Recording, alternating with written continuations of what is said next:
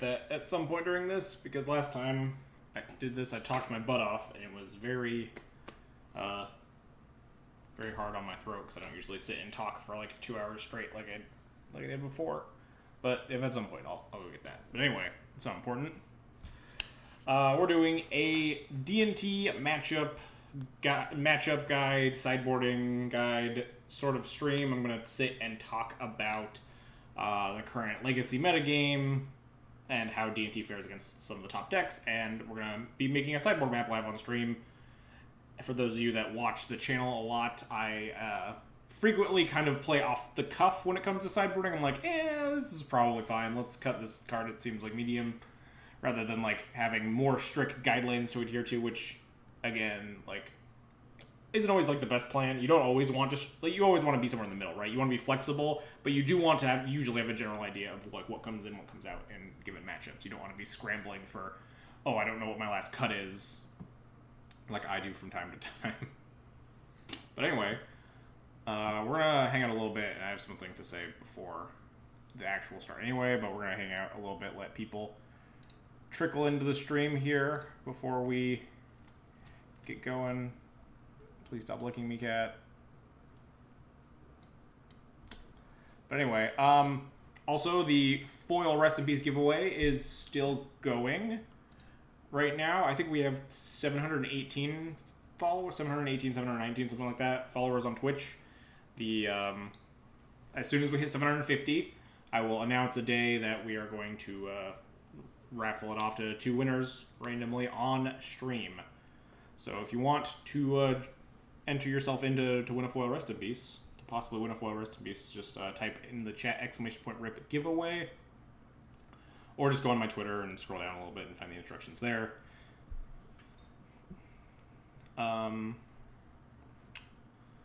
guess I'll also mention the one change I made in the list. I've been playing almost exactly this list. We went like 5-0, 5-0, 3-2, I think, with like an iteration that was like this. We did two straight 5-0s.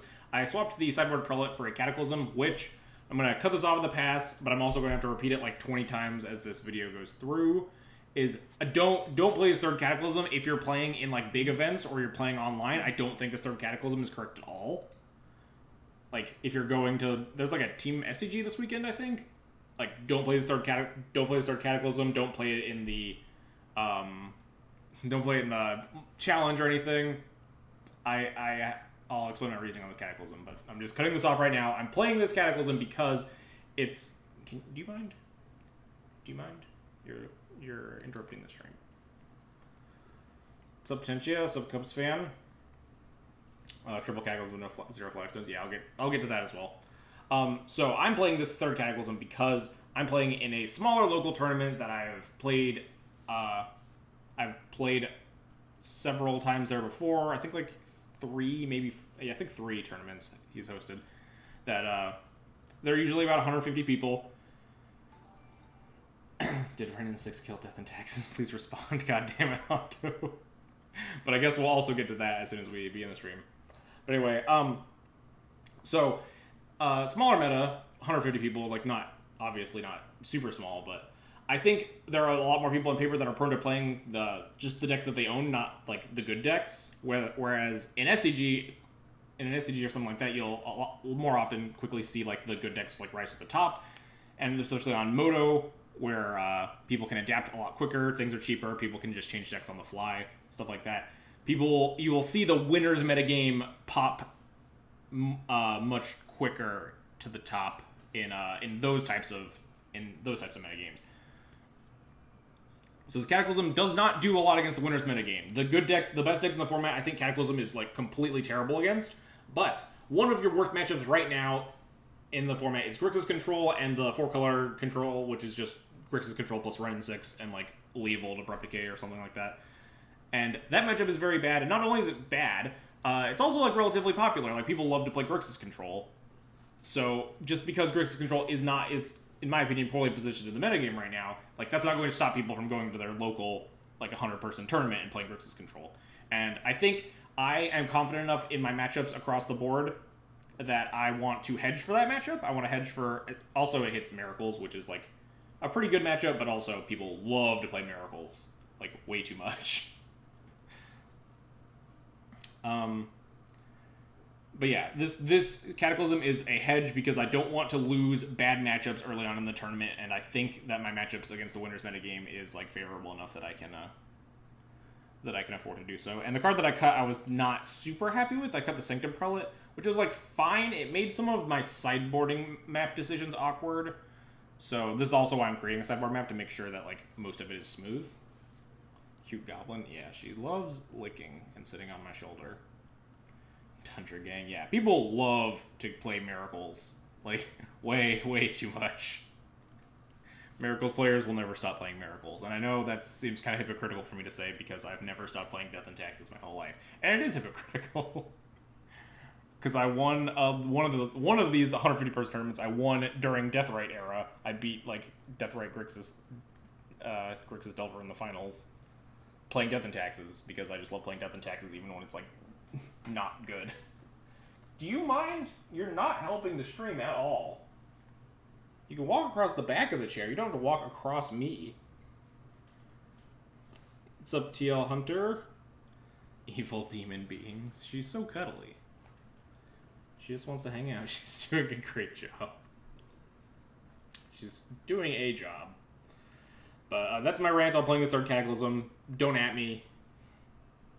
Don't play this unless you're also going to like a smaller metagame where you think there will be like those control decks that you can't really afford to dodge.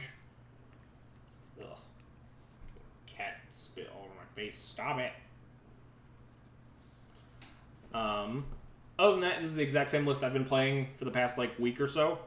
It's a slightly tuned version of my Legacy playoff list where we made top 8. I forget the exact changes there, but I think I added like the second surgery. I think that like the path and the surgical weren't there. I was playing like a walking ballista in the sideboard. I was playing 3 Cataclysm. I wasn't playing the second Rest in Peace, but there were like a couple of minor alterations. But I'm really locked into this main deck with the exception of maybe this Ancient Doom should be a Plains. But anyway, I think it's about time to get started with the actual matchup analysis, sideboard guide, stuff like that. So I have concocted a list of some of the top decks in the format. And please let me know if you think that there are like other reasonable decks that I should add to this list. And depending on how late we're going towards the end of this stream and how relevant I think the deck actually is, I might add a couple to the end. But we have Blue-Red Delver, Rug Delver, 4-color Delver, Grixis Delver, Miracles, D&T, Maverick, Grixis Control, 4-color Control, Ant, Sneak and Show, Dredge, Blue-White, Stoneblade, Black-Red Reanimator, which is spelled wrong. Reanimator. Lands, I'm on Red Prison. Eldrazi? Maybe I'll add Eldrazi. Eldrazi's kind of getting pushed out of the format because, like, Post is really bad against Wrenn and 6.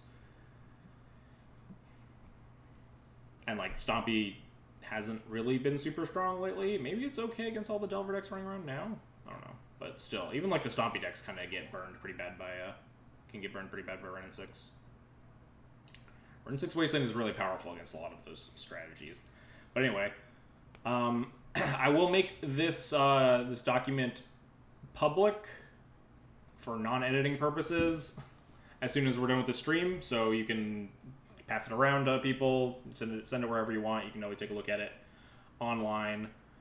I'll also be posting this video. I'll upload this video to YouTube and like post it on my Twitter and stuff, and post it in the Death and Taxes Discord as a reference if you want to hear me talk about like specific matchups and stuff.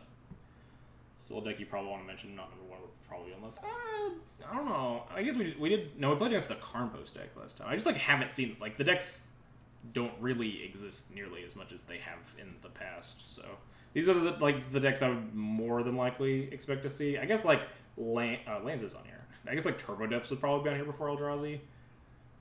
I'd say Turbo Depths and Eldrazi are probably like maybe the next 2 on the list in terms of like decks that I would not be surprised to see. We'll see what happens when I get there. Episode part 2. Also, please let me know, like, either, like, while we're doing this, or at any point after, you can message me on Twitter, let me know in the Discord something. If you like these streams, if you think they're super helpful and you want me to do more of them, I might do them more often. like if like more relevant changes in the metagame show up and like matchups change or new matchups pop up and stuff, maybe I'll do these like matchup analysis streams more often. Just let me know if you think they're helpful or useful or cool at all. Make sure you put down that people should leave in Thalia for post-board against the mirror. Yeah, this is the whole plan. I'm just gonna tech everyone really poorly against the mirror so I can just win them all. But anyway, let's get started. So, Blue-Red Delver, I think, is your best Delver matchup out of the Delver decks. It's also like the least popular Delver deck right now. I think maybe Grixis is less popular, but not sure. But generally, the problem cards are Dreadhorde Arcanist and Trinity Nemesis, and I guess their Shatters. But their Shatters are one-shots. They don't play green, so they don't get to play Ancient Grudge. Can you move a little bit? You're so inconvenient. Just shift your weight somewhere that isn't what you're doing. Thank you. Getting back in this deck to prep for Atlanta, I'm like, this content.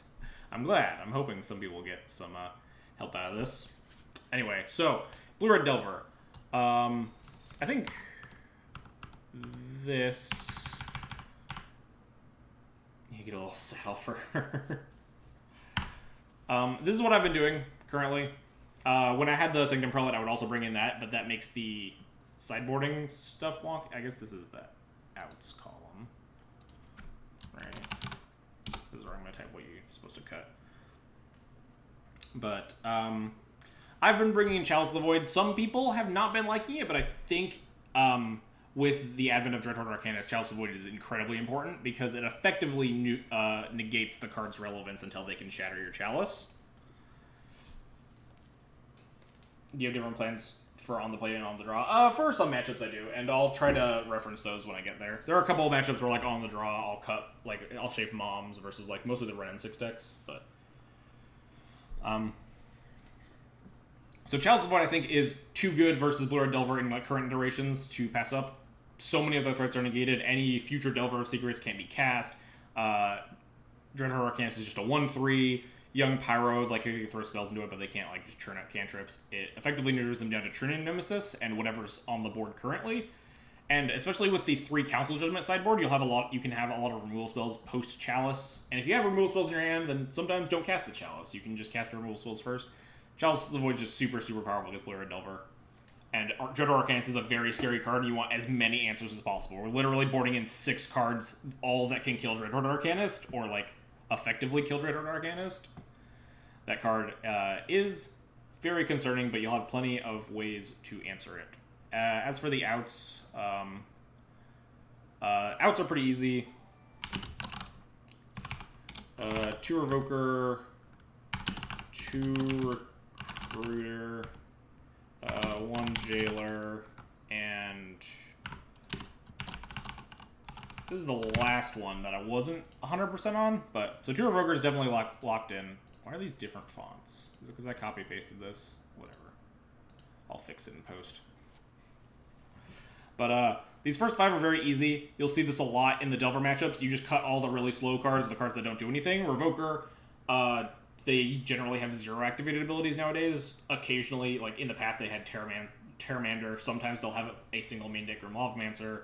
Sometimes they'll have post-board... is it Sandcaster, but it's just not worth it. It's a 2-1 for 1. It's worse than a Grizzly Bear often in the matchup. Recruiter and Jailer are just too slow, and Jailer you cut a lot of the time against the Trinity Nemesis decks because it's just so bad against Trinity Nemesis. And Spirit Keeper as the 6 cut was not 100% about this, but I think it's the worst card. I'll go back and forth between like the spreadsheet and the deck list here, so while I talk about it. So in this iteration, my current main deck is very focused on beating Delver, because Delver's such a good deck in the format right now. So you actually are kind of scraping the bottom of the barrel in terms of what to cut. And with this Prelate sideboard, it made it even harder, because we had 7 board-ins instead of 6. But I think Hallowed Spirit Keeper is the weakest among them, even in the Delver matches where we're not boarding in Rest in Peace. Against Blue-Red Delver, they're easily the most aggressive and the least grindy deck. Cut a land against Blue-Red. Maybe if you know they're not on Wastelands, but one of the main reasons I'm playing 24 is because hitting your land drops is so key against Delver decks. So many of the games that you lose against Delver are just because, if I could have just, found that extra land drop or something. You need to be casting all of your spells on time, and preferably, trying to play around days when you can afford it. Like, land drops are huge. Like, maybe you can cut the Ancient Tomb and go down to 23, but even then, Ancient Tomb can be even powerful against Delver with in tandem with your Stoneforge Mystics and stuff. But I think that if you're playing 24 lands, Delver is like the last matchup you want to be cutting lands for.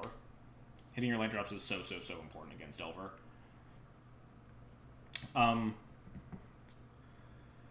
What was it? Where was I at? Hallowed Spiritkeeper. Yeah. So Blue-Red Delver is the most aggressive Delver deck and like the least grindy. Hallowed Spiritkeeper is more of a grind card. It's good at like producing a bunch of blockers too. Like it can sit in front of a Dreadhorde Arcanist reasonably well. Like if they throw a bolt at it, if you have 2 other creatures in the yard, you can still like triple block the Dreadhorde Arcanist or something. But I think everything else in the deck post-board is going to be stronger than your Hallowed Spiritkeeper. Like, other contentions for the cut are, like, the Tomic or, like, shave a Wisp. But, like, flyers are very important at blocking early Delvers. Again, one of the key ways you lose is you just get Delvered. That happens in every Delver matchup. They can just play a Delver on turn 1 and then, like, daze your play, force your play, bolt your play, whatever. And, like, just being able to throw as many things as possible in front of this Delver to try to stop it from hitting you is, like, pretty relevant sometimes. So I think flyers are more meaningful than Hallowed Spiritkeeper, which technically is kind of a flyer, but they don't have to kill it. So that is the Blue-Red Delver matchup in a nutshell, I guess. Like I mentioned in the beginning, I think it's the most favored. What's the 4-mana legendary creature? There's no 4-mana legendary creature, is there? There's just the Palace Jailer. There's a 3-mana legendary creature, the Brimaz. Thanks for the 2 bits, Aishinang. What matchups would Mishra Factory be good for Miracle? I'll get to general questions. We'll maybe like do some breaks and take some general questions. I don't want to like keep breaking my train of thought. I've already broken it so many times in the one thing. So please, I'll try to like take questions in between a certain amount of mana. 3 mana, maybe above Tomic. There's Tomic. There's Thalia. There's Brimaz, but he doesn't have the legendary border. Those are the only legends in the deck. Thalia, Tomic, and Brimaz. They're in CMC order, so these are all the 1s, 2s, 3s, 4s, 5. But anyway, it's just Thalia. Alright. So yeah, Blue-Red Delver, I think is the most favored. They're the softest versus equipment. Sword of Fire and Ice is just sort of unblockable and shatter shock your stuff. Not shatter shock, draw a card, shock your stuff. GTA is really good against everything except for True Name, unless you have a flyer, in which case it's good against that too. Battle Skull gaining you life against the most aggressive deck is very important. You generally don't lose these games unless you get Delvered, get True Named, which kind of is like getting Delvered, or they like shatter too many of your things. But overall, pretty favorable. I'm gonna just say this generally. Play around Daze when you can't. Know how to play around Daze, I guess, is the thing. Daze is a very tricky card to play around. You need to like be able to gauge when you can go for it through Daze, when you have to go for it through Daze, when you can afford to sit back and take your time and play around Daze. Like when you want for them to cash in Daze for a card. Sometimes you want them to pick up a land so they're like one turn further away from True Name, stuff like that. Daze is one of like the most relevant cards, even if it's like not even that good sometimes. Just like it's a very tricky card to play around, and you can definitely lose games that you shouldn't just because like you did the wrong thing about Daze. But Blue-Red Delver, very favorable. One of my favorite Delver matchups to queue into. Like if my opponent is playing Blue-Red Delver, generally very happy.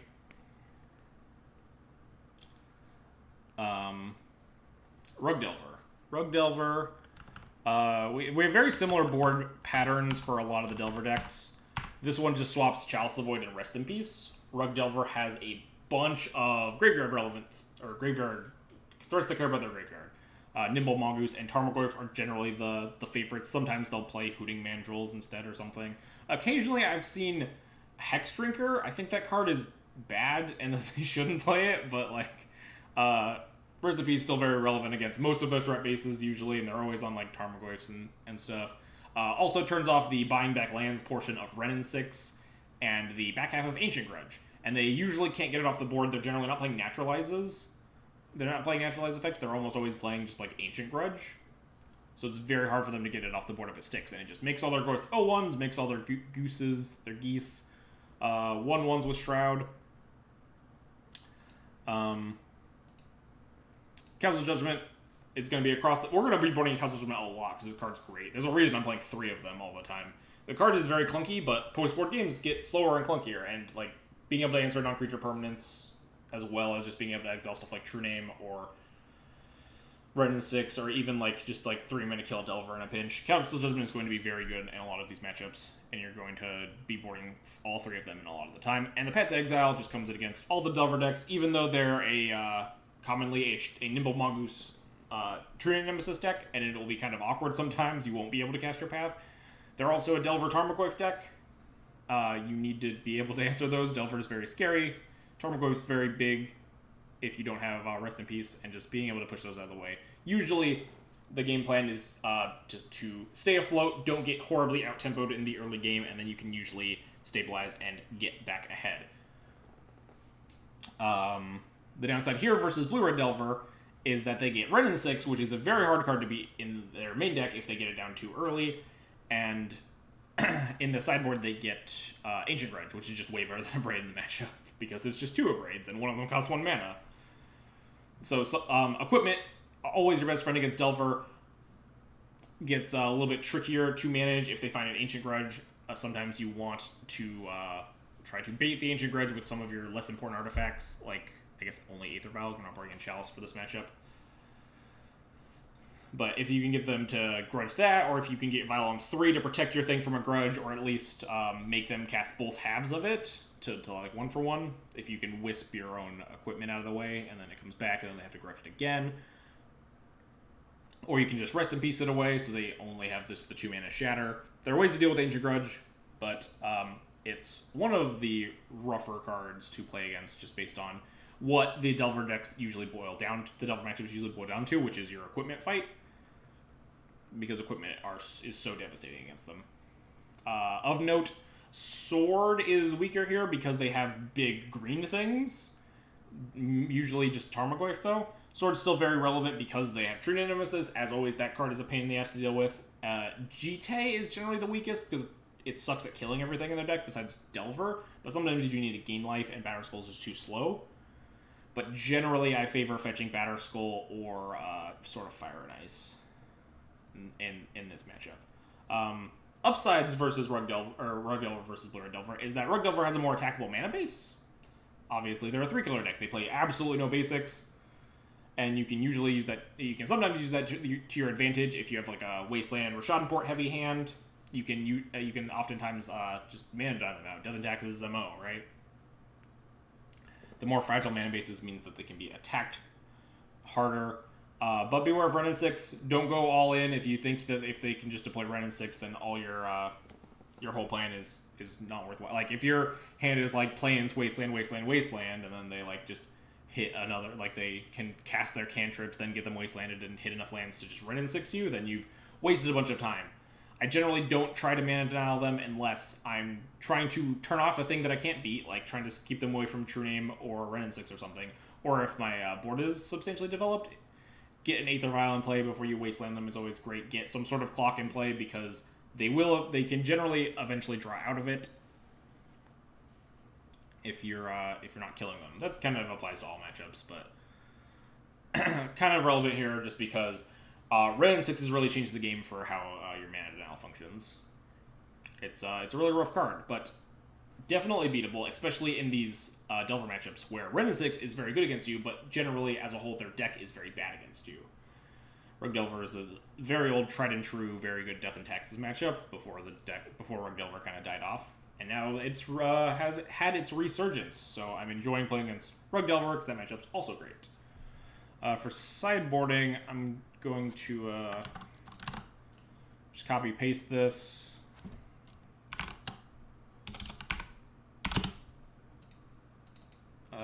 With one minor altercation. So, on the play, I'm boarding out Spirit Keeper here. You could also board out Spirit Keeper in both on the play and on the draw, and I wouldn't be super unhappy about it.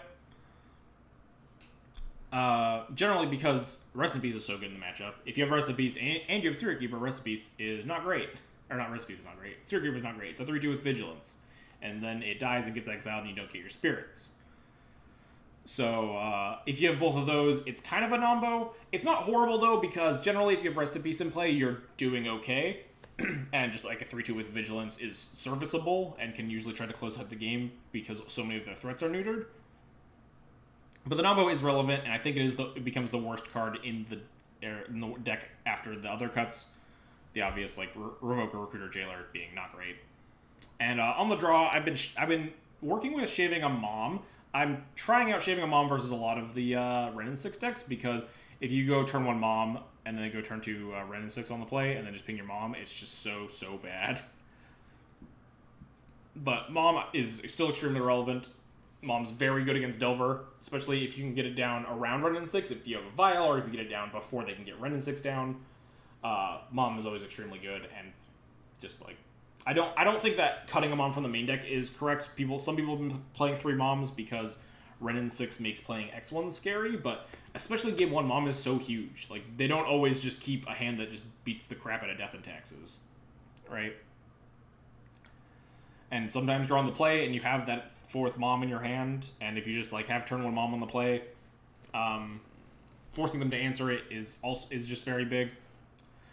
Another common theme. This is all train of thought. So another common theme in most of the Delver matchups is getting them to kind of try to tempo them out in a way. You make them answer your things rather than doing their own things. If you play a Mom on turn 1, they have to answer it, or else like this Mom is going to help destroy them. Like if you go Mom into Stoneforge, you can go get Batterskull totally free, because the Mom's protecting the Stoneforge. If you go Mom Thalia, you can protect the Thalia from removal and make all their spells cost more. So if you make them play your game rather than you're playing their game, it's huge for you, because it really helps you. It helps extend your life in the matchup. If they're bolting your Mom on turn 1 instead of playing a Delver, you untap and play like a Stoneforge or a Thalia. You force them to answer that instead of like playing their Tarmogoyf or whatever. And like I said, in the Blue-Red Delver matchup, you want to survive the tempo game and get to the mid to late game because your deck is generally just stronger than theirs. You will have more powerful things to do. So forcing them to play your game is definitely a plan of attack. In this matchup, also, just like, Brandon 6 is a tough card. I'm not gonna sugarcoat it. People have been showing up in the Discord like every day, being like, "What are we doing about all the Ren and 6 decks?" Like, it's a good card, but all the decks playing it right now, outside of like 4-color Control, which is just always a nightmare matchup regardless. Like, you're good against the Ren and 6 decks. Just like you can beat Ren and 6. It's kind of a struggle, but like you still have cards that have more than 1 toughness. We only have like what 12. 4 Moms, 4 Thalias, 4 Wisps. I guess 2 Recruiters technically die to Ren and 6, but like you have cards that don't just like stone die to Ren and 6. Ren and 6 does not lock you out of playing the game. It generally means when Ren and 6 hits the board, it generally means stop mana dialing them because it's not going to work, and it means stop playing 1 toughness creatures at sorcery speed and work on getting the Ren and 6 off the board as soon as possible. It's a sub game that happens when most Planeswalkers hit the board of kill the Planeswalker or lose the game. But like, Delver is not exactly great at defending Ren and 6. Rug Delver gets a little bit better. I guess most of the green Delver decks are better at defending them because they have like a big beefy Tarmogoyf, but you have a lot of removal, you have flyers, like you can clear Ren and 6s. It's not the most impossible thing in the world. Equipment's good against Ren and 6. Batterskull obviously just like punches it. Sword makes it so that it can't ping your thing. Jite, again, not great. It's the worst equipment in the Rug Delver matchup, generally speaking, but if you get counters, then it protects your thing from Ren and 6. Again, like, your usual Delver strategies still apply when Ren and 6 is going on. Your equipment are most important, your flyers are important, etc., etc. Just like, that's my little Ren and 6 Delver rant. Does Shaving a Thalia make sense against Ren and 6 decks? I don't think so. Thalia's just so good in the matchups that they play Ren and 6. Like, if they don't have Ren and 6 in play, then it costs 1 more. If you play your Thalia on turn 2, then they can't turn 2 Ren and 6 you, unless they're on the... Oh, yeah. They can't turn 2 Ren and 6 you. If you're on the draw, then they could, like, turn 3 Ren and 6 you, but they probably would have played it on turn 2. Anyway. And then you just don't cast your Thalia. I think Shaving a Mom is way better than Shaving a Thalia. because like I think Thalia is just way more relevant in the matchups. I think all I have to say about the Rogue Delver matchup. Rogue Delver matchup, it's also great. Probably worse than the Blue-Red matchup, but still very good. Very favored. Less favored because Ren 6 exists, but like it's not at the end of the world. You're still happy to play against Rogue Delver. I kind of want to switch these around because 4-color Delver feels like it should go at the end. The new kid on the block.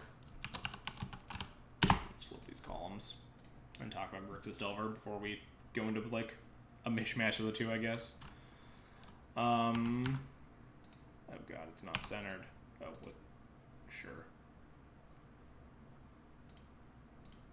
Whatever. Single box not being centered. Anyway, Grixis Delver plays sideboards similarly to the Blue-Red Delver matchup, but plays very differently, I think. Grixis Delver gets to gain discard spells, gains Plague Engineer, gains Gurmag Angler. Those are like the main additions of being black. They don't really. I think most of them are playing Engineer over stuff like Marsh Casualties right now, but sometimes they'll have Marsh Casualties, Liliana at the Last Hope. I guess Edicts. They'll also have Edicts, stuff like that. So they don't play very similarly at all because Grixis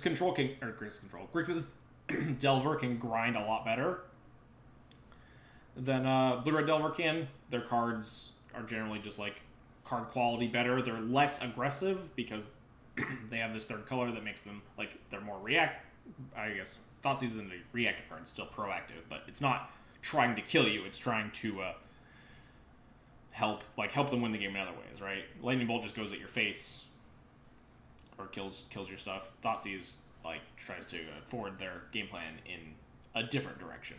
They generally just grind better. Is what I'm trying to say. But in sideboarding practice, this matchup plays out very similarly. I don't think Chalice is nearly good enough against Grixis Delver, except for the existence of Dreadhorde Arcanist, which they're now playing as a 4 of generally. I was using, I think it was Min, on the Min-Max blog.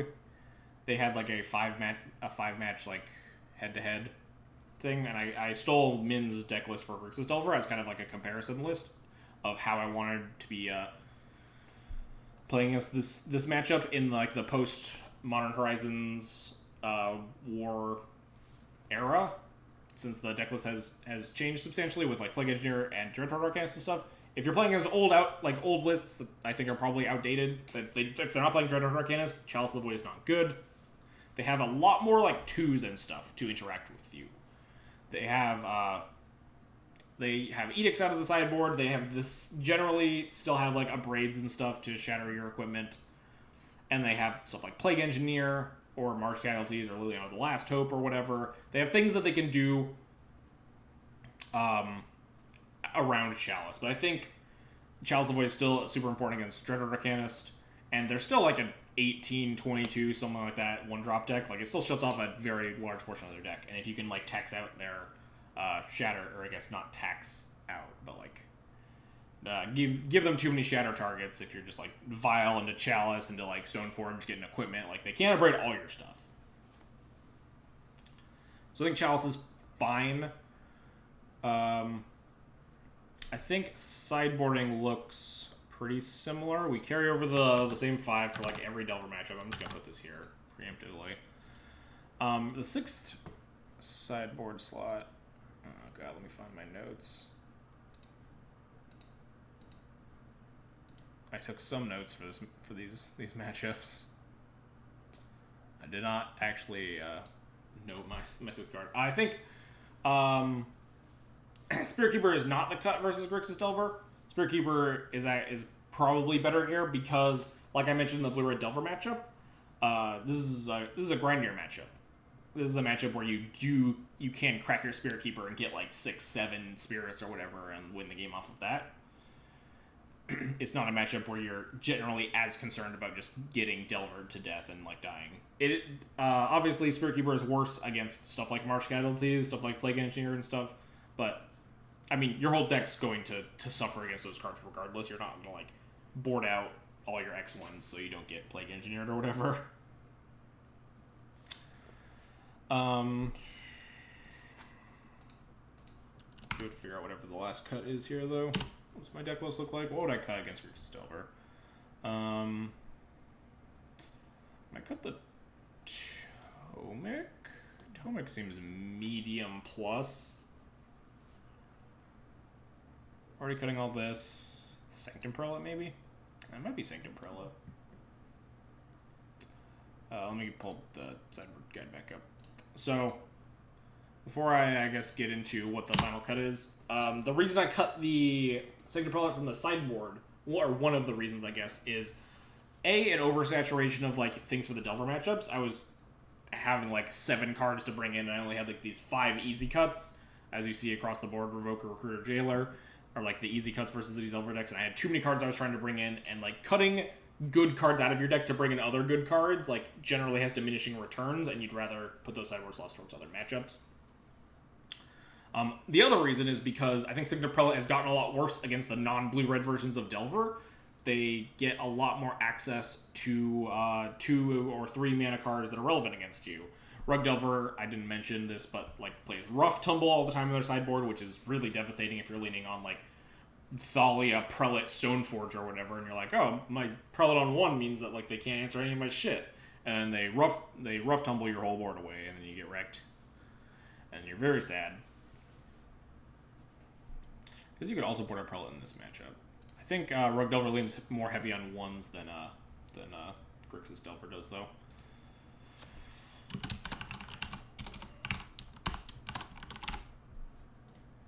I'll put Prelate / Tomic. I think a lot of it is player discretion and what you see out of their deck and stuff like that. Tomic is good at exactly blocking Delver and not a lot else. They don't play Wrenn and 6, so you're not like burning them from getting lands back into their hand. Tomic does play nice with Karakas when you have that. Like, you can kind of like value them out that way. I've had games where like they have to deal with Tomic and they just are unsummoning it instead of killing it, which is relevant.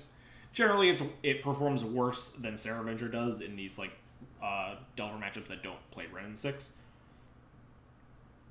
And then Prelate, like I talked about when I was talking about Chalice of the Void, I'm bringing in Chalice of the Void, bringing out Prelate feels kind of weird, but I think Prelate is a lot worse against Dreadhorde Arcanist. It's just like a lot more killable. They have Edicts and stuff. Plague Engineer doesn't really kill Prelate. It's probably Tomic, isn't it? The more I talk about it, like Prelate is still good here. Like, I wouldn't cut it if I didn't have like other cards to bring in. It's obviously after all of these cards. I think it might just be the Tomic here. Let me take one more look. I think Spirit Giver is great. These cards suck. Yeah, I think it's the Tomic. I'm not. Fuck, where'd my spreadsheet go? There we go.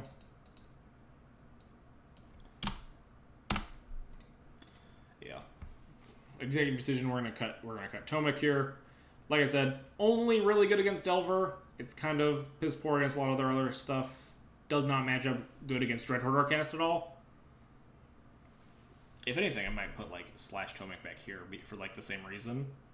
You could board a Spirit Keeper or Tomic here. I think while it's good at blocking a Delver of Secrets, if that's all it's good at, it's not great. Flicker Wisp trades with Delver of Secrets, but also like extracts value for you. Flickers your Stoneforge, protects your stuff, things like that. So even though it's more expensive and dies to X1 hate, I think Flicker Wisp is extremely relevant in all these Delver matchups.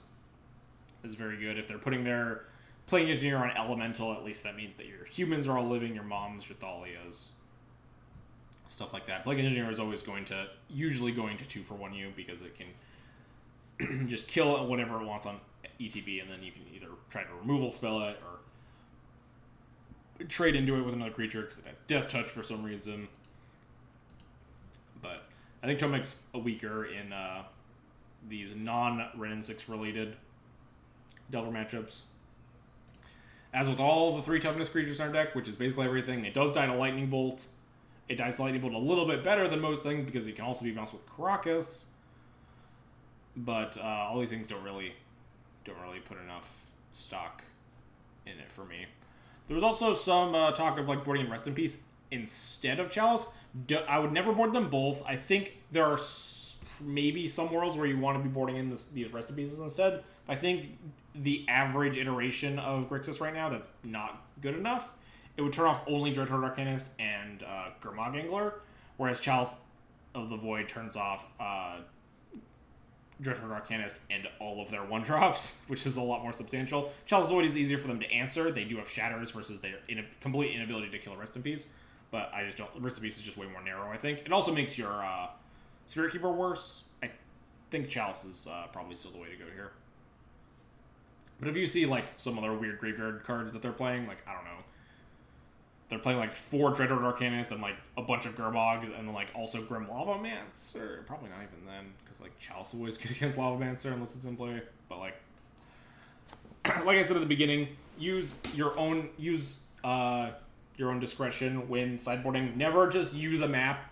Always use the games that you've played and, like, your experiences to kind of gauge what cards go where. This is not a list that I would ever have set in stone. I would always be constantly adapting based on what I see out of the opponent's decks. People's decks are very highly customizable. So if you see cards that make you think, oh, Chalice of the Void wouldn't be good here, or oh, do I actually want Rest in Peace, or like some weird shit like that, then go ahead and do those things. I guess matchup analysis I never really got to. I just talked about kind of the differences between it and red. I think this is maybe the hardest Delver matchup. It's still favored. I think I've never felt unfavored against any of the Delver matchups since Deathrite got banned. And even then, I felt okay against Grixis Delver then. But I think Grixis Delver is the hardest. I think they have the best cards against you, and they grind the best. Generally, a thing that you can do against Delver is just win the long games. I think Grixis is the hardest deck to win the long game against. Their tools are a lot better than Rug Delvers.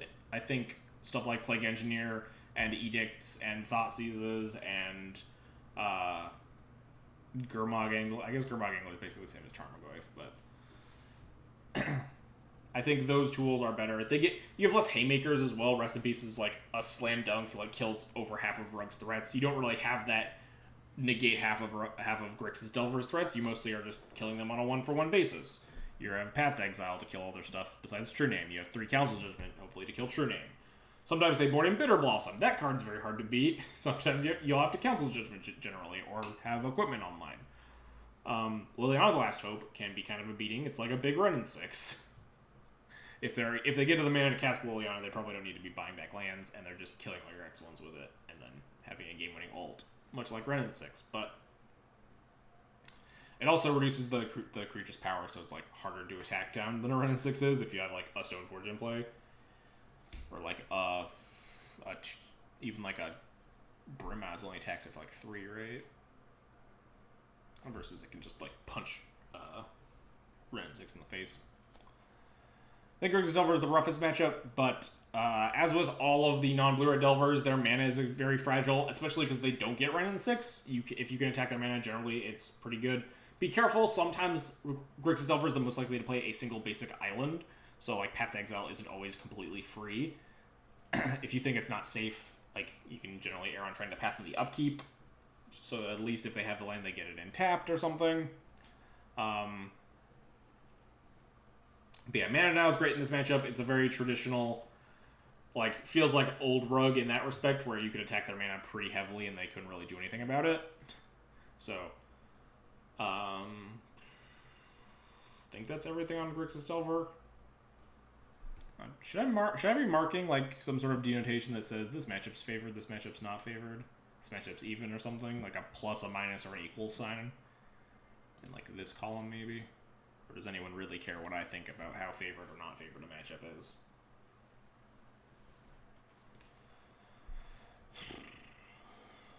I should really go get that water. I'll get the water after the Delver matchup. We'll take a small break. And then maybe answer some questions. I know I ignored a question about Mishra's Factory earlier.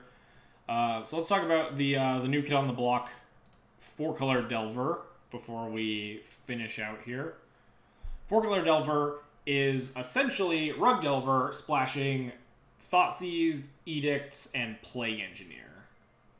And Abrupt Decay. Those are like the only differences in the decks.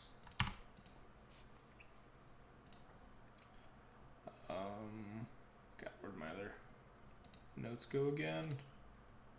Here we go. So this is a matchup that I don't have a lot of experience in. I literally played it for the first time. I played against it for the first time on Wednesday. I queued into it, and then I promptly got O2'd. I don't think it's very indicative of the matchup, but like, so most of the stuff that I'm going to say is theory crafting and like information I've gleaned from talking with some of the 4-color Devil players. Shout out to Max Torsion. I talked with him about what he thinks of the matchup to get some of an idea, because I just don't have a lot of practice against this. It's a relatively new deck. Does not show up a whole lot lately. But this matchup feels a lot like Rug Delver, but they have better cards, but they have a worse mana base. I think it's generally less favorable for us than Rug, but I think more favorable for us than Grixis. I'm not positive on that one. I haven't felt out the matchup enough, but it feels more like a Rug Delver deck than a Grixis Delver deck, so that's generally why I think it feels a little bit better for us. I don't think it grinds as well as something like Grixis Delver. They have more Rug cards, right? Like they're playing the Tarmogoyfs, they're playing like 2 Dreadhorde Arcanist or whatever. You have Rest in Peace as this answered like half the threats. You kill all the Tarmogoyfs and then make all the Arcanists 1/3s. They have they kind of skip on Trims usually. They only have a handful, and they have Delvers and Red and 6 obviously, which is always going to be the elephant in the room in these matchups that they can cast green. They can make green and red mana. They're probably playing Red and 6.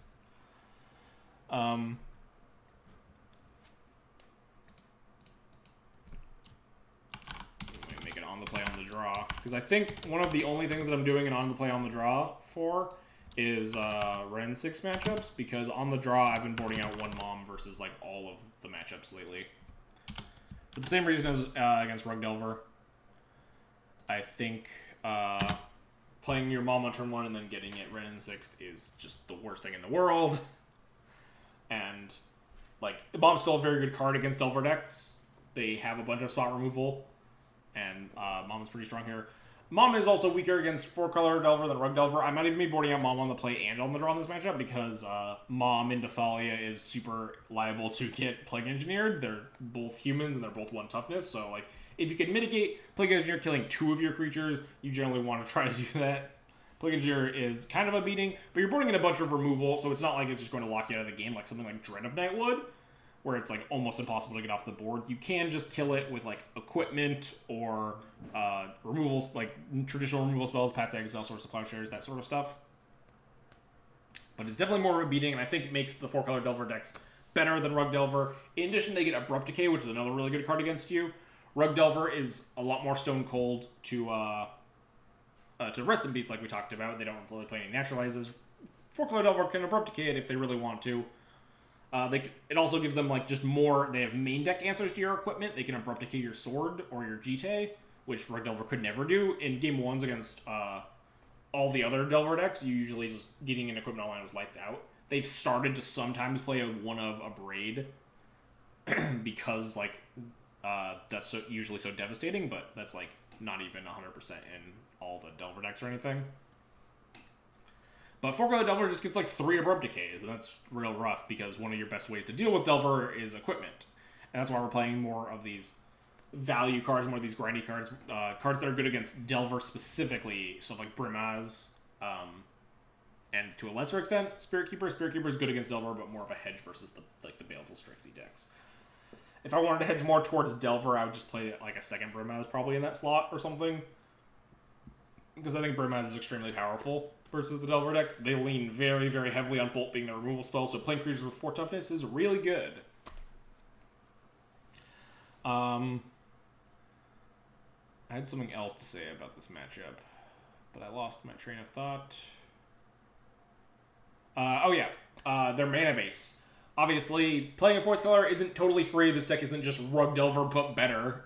You have a worse mana base. You have a more attackable mana base, which is sometimes okay, because sometimes you have Red and 6, but sometimes you don't. And if you don't, take an opportunity and you can like cut them off of colors. They only play 2 black sources. They play like a Badlands and an Underground Sea, I think, as like there are only 2 black sources. If you can wasteland those and like there's no Renin 6 going around, then you don't have to play around Plague Engineer or Abrupt Decay or Edicts or whatever, because they've almost always only have the 2 black sources. Obviously, deck lists can differ. Maybe some people out there are like playing 3 like a lunatic, but these lists generally I've seen have very, very consistent mana bases across the board. With the 1 Badlands, 1 Underground Sea, like 3 drops, 3 Volk, or whatever. So it's harder to take them off of green or red. They have 4 red sources and 3 green sources. But if you can't take them off of green, they can never cast their Renin 6s or their Charm Warps or their Abrupt Decays. But then it requires like 3 Wastelands. Or like 2 Wastelands and a port, if you can like port down the other trop or whatever. But they also have Wastelands to try to unlock their green source again. But that's something to be mindful of in these very color-intensive matchups. Is that you're a mana denial deck. You can still mana denial them sometimes. Even though they play Renin 6, they don't always just like slam it on turn 2 and crush you, right? I was cutting Sanctum Prelate here? Yeah. I was even considering cutting the Prelate on the play and the draw in this matchup, and leaving in the Mom or like leaving in a Recruiter. I think Prelate gets weaker as you like go down this list. I think it's really good versus blue-red, pretty good versus Rogue, bad versus Grixis, and even worse for 4-color. Prelate's not even lights out. It's similar to Equipment. It's not lights out in game 1 because the deck plays 3 dang Abrupt Decays. Like, the more diverse their removal spells are, the weaker Prelate gets, obviously. It's just a 2-2 for 3. If you play it on 1 and it gets Abrupt Decayed, you should have luck. You usually don't play it on 2. And post-board you might if you're not boarding it out, like because it turns off Decay, Ren, and Ancient Grudge. But then if you play it on 2 and you don't have like a Mom in play, they can just bolt it. So I think Prelate gets worse because their threats get, or their answers get more and more diverse, more and more CMC diverse as you go down the line. So I wouldn't even hate boarding up Prelate on the play and draw, and then leaving it on the draw, shave the Mom, and then maybe even like leaving a Recruiter or something, just have a little bit extra grind potential, but not enough experience in the matchup to like know that for certain. So these are just general sideboarding thoughts.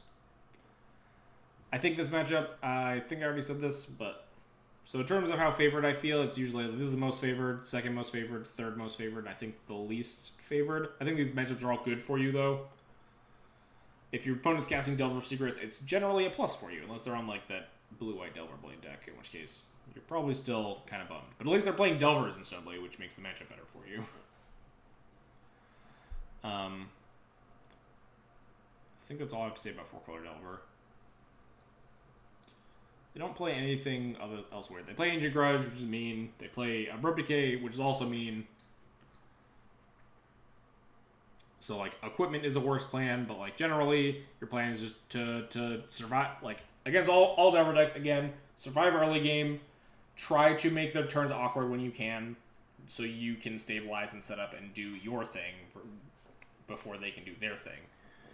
Make sure that you can't just, like, slam a True Name on 3 and crush you, try to, like, wasteland them, or, like, have this vial going and putting in things. Obviously, don't wasteland them a bunch if you can't beat Renin 6. Renin 6 is a card that literally props up 4-color Delver. It's the reason they're playing black in their Rug deck, basically. Or, I guess, the reason they can play black in their Rug deck. Obviously, Renin 6 is not a black card, but you get to play Thoughtseize and Abrupt Decays to make some of your Rug matchups better. The other decks is included. I think, but I think this matchup generally plays out pretty similarly to Rug, just with, like, better cards. So, yeah, cast Rest in Peace, draw Council's Judgments to exile their Ren 6s or their True Name Nemesis or whatever. And I'm going to go get a water before I start talking about the next matchups. Feel free to drop any questions in chat if you want me to answer any questions in the meantime. I'll do like a small Q&A. I know someone asked about Mishra's Factory, but I'll be right back. Does this title still work? Oh, it says bathroom now. I'll just delete bathroom and just say BRB.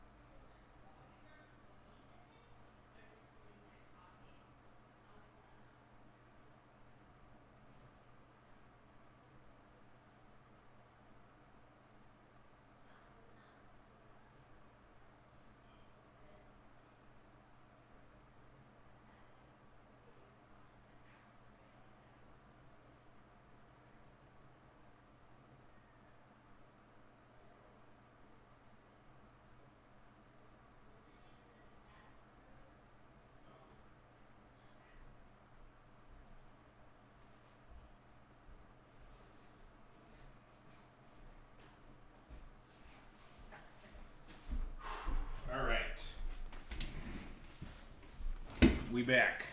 I have water, so I can keep talking. All right.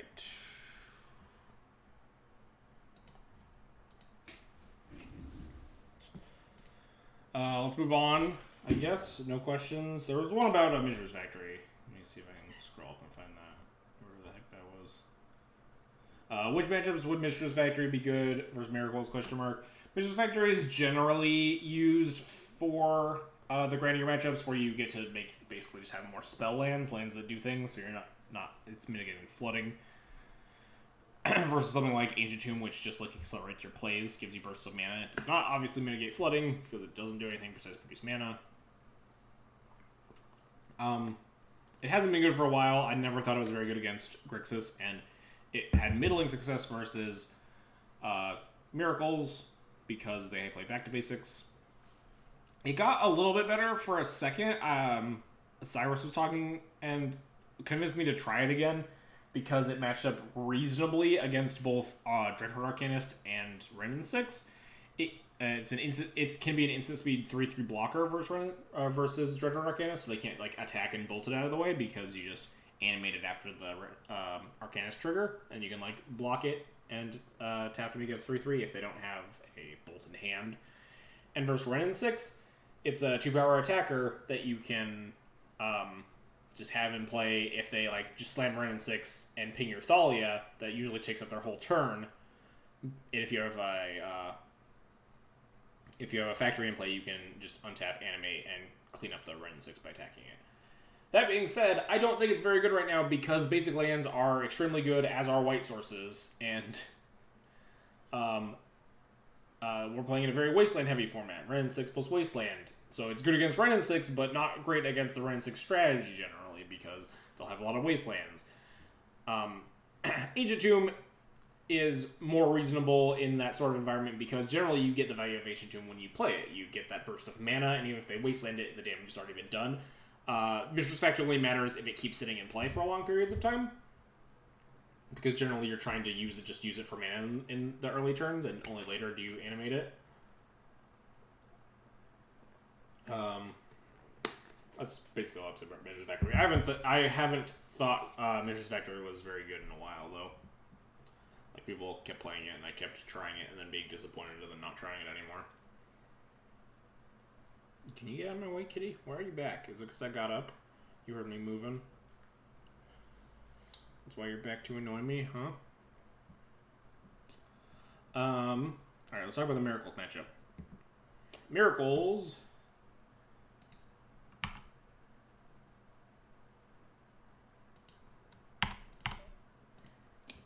seems reasonable. Please stop stabbing me.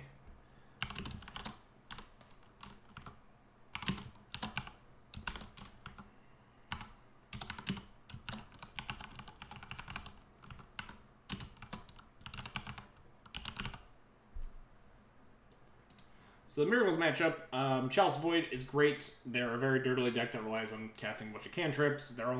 One of their only removal spells is Source of Plowshares, which they just try to cast a million times between drawing all 4 of them and snapcastering them and stuff. They have a lot of 1-drops. It's Legacy. Decks play with a lot of 1-drops. And Miracles is dirtily enough where you can slam a Chalice and either force them to have the disenchant or lock them out of casting a lot of spells. And forcing them to have this disenchant is fine because, again, unlike something like Ancient Grudge, Disenchant, and Abrade and stuff, have a lot of targets. Aether Vial is extremely important in the Miracles matchup, and they really want to kill it. Chalice Void, extremely important in the matchup. They want to kill it. Equipment, not extremely important. Sword is very good. GTA is bad. Battle Skull's okay, especially in the late game where you can use it as a threat that keeps going and going and going. Or Terminus Insurance, if you get your board Terminus but you have a Battle Skull, you can just cast a Flicker Wisp and reset your Battle Skull and produce two threats essentially. But yeah, you can kind of overclock. They usually only have 2 disenchants and Council's Judgment or something, so they don't have that many answers to your stuff. This matchup is generally very close. I've found that a lot Generally speaking, Miracles players think it's much better for them, but I think that's also because the average D&D player is much worse than the average Miracles player. I think, assuming pilots of equal skill level, I think the matchup is, like, pretty close. I generally feel favored because, like, I think that a lot of the Miracles players I play against aren't the greatest, and I'm hopefully an okay Death and Taxes player. But I think playing versus a very good, experienced Miracles player, I would definitely feel, like, pretty even, I think. No, this is my water. Get away. Nope, get out of my shirt. Stop. Demon. So this matchup it feels pretty close to even for me. Key cards, obviously. Aether Vial is huge. Just being able to instant speed your threats, being able to produce multiple threats in a single turn, just kind of overwhelm them. As for other sideboard cards, Council's Judgment is important because you want things to kill Mentor and Jace, and that's about it. Sometimes you want to kill like a Bad Typical 6 or something, but generally not if you have the mana to cast Council's Judgment anyway. But it's a removal spell, but it's not totally dead if they don't have Mentors or they don't have the Mentor in play, because exiling Jace is also very important. Answering Planeswalkers is huge because the games they usually win are ones where they clear the board and land a Jace, or they like Mentor and then like Mentor and then just run you over with Mentor. As such, I like to keep in Source of Plowshares, some number of Source of Plowshares in this matchup. I've been keeping in like 2 lately, especially with the third Council's Judgment. Nope, stop. Cat. Ugh. I've been keeping in 2. I don't think I never felt that cutting them all is correct since Mentor exists. It is such a hard card to beat. If they play Mentor and you don't have an answer for it, a lot of the time you will just lose the game. It's hard to come back from. So I generally keep some in. You also have other cards that are like pretty medium that you usually want to cut. And then Cataclysm is the last card that we bring in. Cataclysm's obviously insane. It's the reason I'm playing the third one is like this matchup and Grixis control. Just like if you resolve a Cataclysm versus either of those decks, you can usually win the game as long as you're not like miles and miles behind and you don't have a board state to rebuild from. Just stop leaning off of me. You're such an obnoxious cat. She's just like putting all her weight like off of my shoulder, so she's like hanging off of it and then digging her claws in to stay stabilized rather than like laying like a normal. You know what? Get out. Get out of here, punk. So yeah, Cataclysm is insane. If you want to beat Miracles, play Cataclysm. The card is indisputably the best card in the match. It's the best card in the matchup. If you want to just board in 4 mana, win the game versus Miracles, card's great. I don't know why, if like you're having trouble with this matchup, like don't board in Karns or don't play with Karns and Gideons. Cataclysm is narrow, that's why generally it's sometimes not as popular as Planeswalkers, but if you want a Sledgehammer for specific matchups, Cataclysm. I will never understate how much I love this card. Anyway, other cuts. 4 Moms. I cut all my Moms. Pre-board, sometimes they can be okay. If you can get like Mom plus Prelate on 6, it's like kind of a soft lock. They need to get stuff like multiple plows or like Council's Judgment, stuff like that online. But post-board, you generally have just better cards. Mom just generally gets swept up with Terminus. You just get 2 for 1 more often because you want to play Mom into your thing. But you want to extend enough on the board where you're pressuring them, but not extend enough on the board where you just like lose to Terminus, right? Any consideration for Pithing Needle against Miracles? I haven't liked it since Age Defining Top Cut Band. You have like exactly Jace to name, right? Like naming Narset isn't really something you want to be doing with Pithing Needle. Sometimes they'll have like engineered explosives, or like they don't really have like a Teferi anymore, right? Sometimes they play like the 3 mana Teferi, I guess, but I don't even think that's like super stock. But I haven't really been happy with Pithing Needle in the matchup. You usually want cards that just have text. Generally more relevant. Spirit Keeper is another cut because they're barely ever killing your things. They're countering them or exiling them or putting them to the bottom of your deck. So Spirit Keeper is a glorified 3 mana 3/2 with Vigilance. And I usually shave a Wasteland here. It's one of the matchups where you can afford to go to 23, especially on the draw. And Wasteland is generally bad, especially since they got Prismatic Vista, whatever the new fetch land is that gets basics. It's just like generally not great to attack their mana base with Wastelands. If you're playing against like one of the more non-basic heavy versions, if they're like heavier blue, white, red, if you notice like they have more tundras than the average Miracle player or something, you can keep in the Wastelands. You can find a different cut. Half the Lands guys says draw a way to play Sanctum Prelate. Sanctum Prelate is very. It's like your plan A and your only plan for in the main deck. That's for sure. We'll get there though. I generally don't board out GTA in this matchup. I don't board it out here or board it out against like some of the other decks where I kind of don't like it. But mainly these matchups go extremely long, and you don't want to be shaving your Stoneforge Mystics, because Stoneforge Mystic getting your other relevant equipment is very good. But you don't want your third Stoneforge, or sometimes your second if you draw one equipment. You don't want your Stoneforge Mystics to become Squires. Could you get the XL sheet a little bigger? Yeah, that's reasonable. It's not taking up the whole screen. They just made it bigger. They didn't zoom in. We could probably also zoom in. Let's try that. Does that look better? Because we don't need all this space. What was I saying? GTA. GTA. So yeah, you don't want to make your Stoneforge Mystic Squires, so even like just a little bit of card advantage, getting a not super relevant card, I generally like more than like just cutting it completely, because the games go very long and you don't want your second or third Stoneforge just to do nothing. I'm so smart. I made the changes to Sideboard before I saw your streamings. Genius. 200 IQ plays.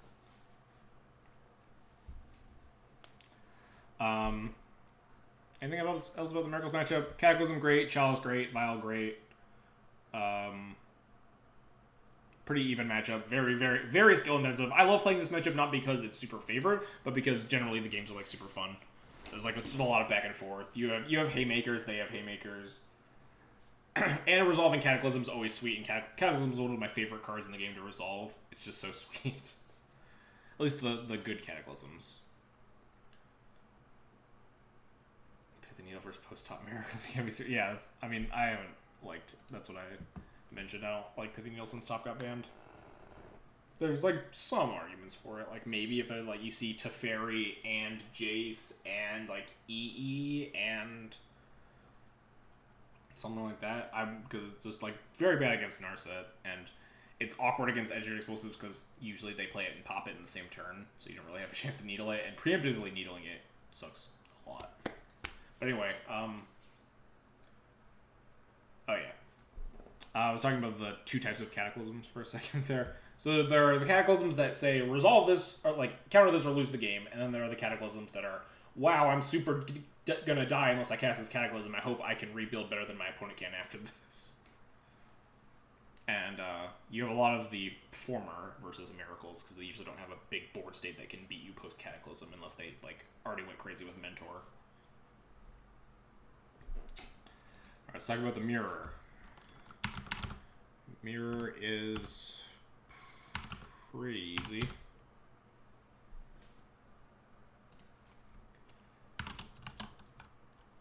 One Thalia. Yeah, leave in 3 Thalias for this matchup. Please don't. Getting Cataclysm twice in the lands versus DNT matchup when they had a Rift in place still gives me nightmares. God, Cataclysm is... I've been back and forth on Cataclysm versus lands. I'm back on liking it. There are certain metas where I guess not metas, but I guess like game states versus lands where I like no longer liked it, because it was just like really clunky, and you'd sometimes rather have other cards, but recently I've been enjoying it again.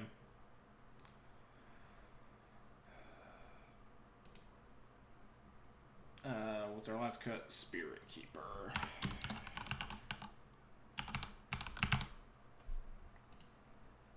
So there's always easy 5 cuts for the Death and Tags. I guess I shouldn't talk about sideboarding more than I should talk about the matchup, I guess. But it's the Mirror. Like, what do you want me to say to the Mirror? The Mirror sucks. Death and Tags players hate the Mirror. It's so not interesting, especially in game one, like in blind game ones. It's just the worst. Because Thalia is so good against so much of Legacy, and you're like, oh, I'll keep this hand. It's got like Plains, Aether Vial, Port, Thalia. and you just get them, and then your opponent goes Plains Aether Vial. You're like, fuck, my Thalias all suck. They're 2 on first strikes for 2. Game 1's always come down to like who gets their GTA Online for who has like the Stoneforge hand, who has the Thalia hand. And then post-board, you both board in like 900 answers to GTA because the card's so hard to beat, and you guys both just sit there and play the GTA sub-game. And then sometimes it boils down to like the aerial combat sub-game where like the board state gets so boxed down because neither player has enough removal to beat like 4 Mother of Verns in play that the player with the higher air superiority wins, or the player who draws Recruiter first wins because they just recruit Wisp and then Wisp the Recruiter, get Wisp the Recruiter, get Wisp. There's also like the Jailer sub-game where sometimes Palace Jailer can run away with the game if you can play it on a favorable board state. You just keep Monarchy and crush them, but... I didn't talk about Jailer vs. Miracles, but I guess quick aside. Jailer vs. Miracles is very good, but also, like, be careful with it. They have Snapcaster Mage, obviously. But they're pretty creature light. Jailer's very good, but, like, just try not to lose it to random Snapcasters. But yeah, D&D Mirror sucks. I hate it so much. It's so miserable. Most of the games are very miserable to play. There's a small subset of games, I'd say like less than 30% of the games I play in the Mirror are like really deep and interesting and like very punishing, like if you make a minor misstep.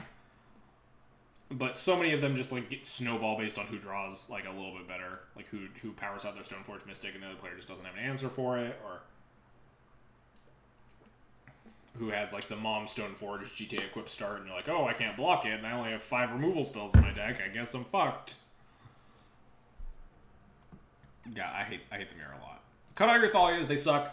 I will say this, for now until the end of time, for the life of me, I keep playing against people who keep in Thalia, in like any Thalia matchup, like this or Maverick or whatever. Just board, if you're playing a card that is symmetrical, that has a symmetrical detrimental effect, and your opponent is also playing that card, it should be in neither of your decks post-board. You're playing this card because it is good against a bunch of the decks in the format, and your deck is built to mitigate to make the symmetric effect asymmetrical, right? Your deck is good at not casting non-creature spells because you play like 11 and 3 of them are equipment and the other 8 cost 1 mana. Your opponent is playing the same deck, or like a very similar deck, right? They're playing Maverick. They don't play a bunch of non-creature spells. You're not taxing them. Their deck is built around playing their own Thalia, so like the Thalia is not relevant. I don't care that it's first strike. I don't care that it's legendary. In fact, it's bad because it has legendary because your opponent can bounce with Karakas, which is way more relevant than you protecting with Karakas. Thalia, if you're just cut it. Cut it in the Thalia matchup. If your opponent casts a Thalia, you should not have a Thalia in your deck. Post-board. Just don't do it. Prelate, same thing. It's even worse than Thalia. It's, I guess not even worse than Thalia. I think Prelate's actually like randomly a little bit better in the game ones because it can sometimes, like, if you have the more superior board state, you can like play it on 1 to turn off their plows, and then you can like attack more safely and stuff. You don't get blown up by Explosive Plowshares, but like, again, symmetrical effect. Your deck's designed to make the symmetrical effect asymmetrical, but so is your opponent's, so just cut the card. It's bad. Spirit Keeper, it's not great. A lot of the removal is exile, or it just doesn't get removed at all. It's a 3/2 vigilance for 3. You have better cards.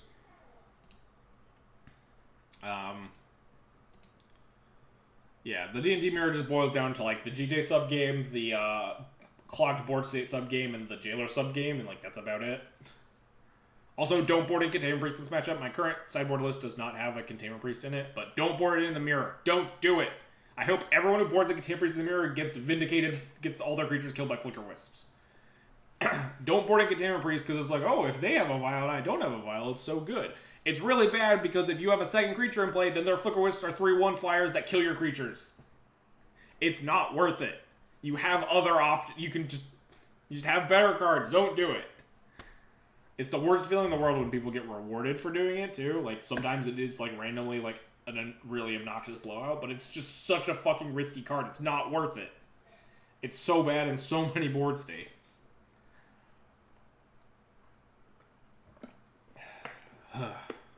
Sorry, I have a lot of opinions about Death and Taxes, because obviously I play the deck a lot. It makes me very upset when people board incorrectly in the Mirror.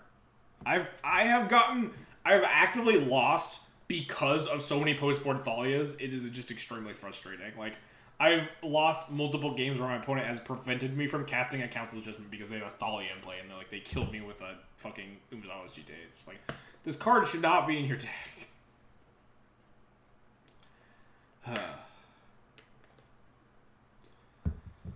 That's the D&T matchup.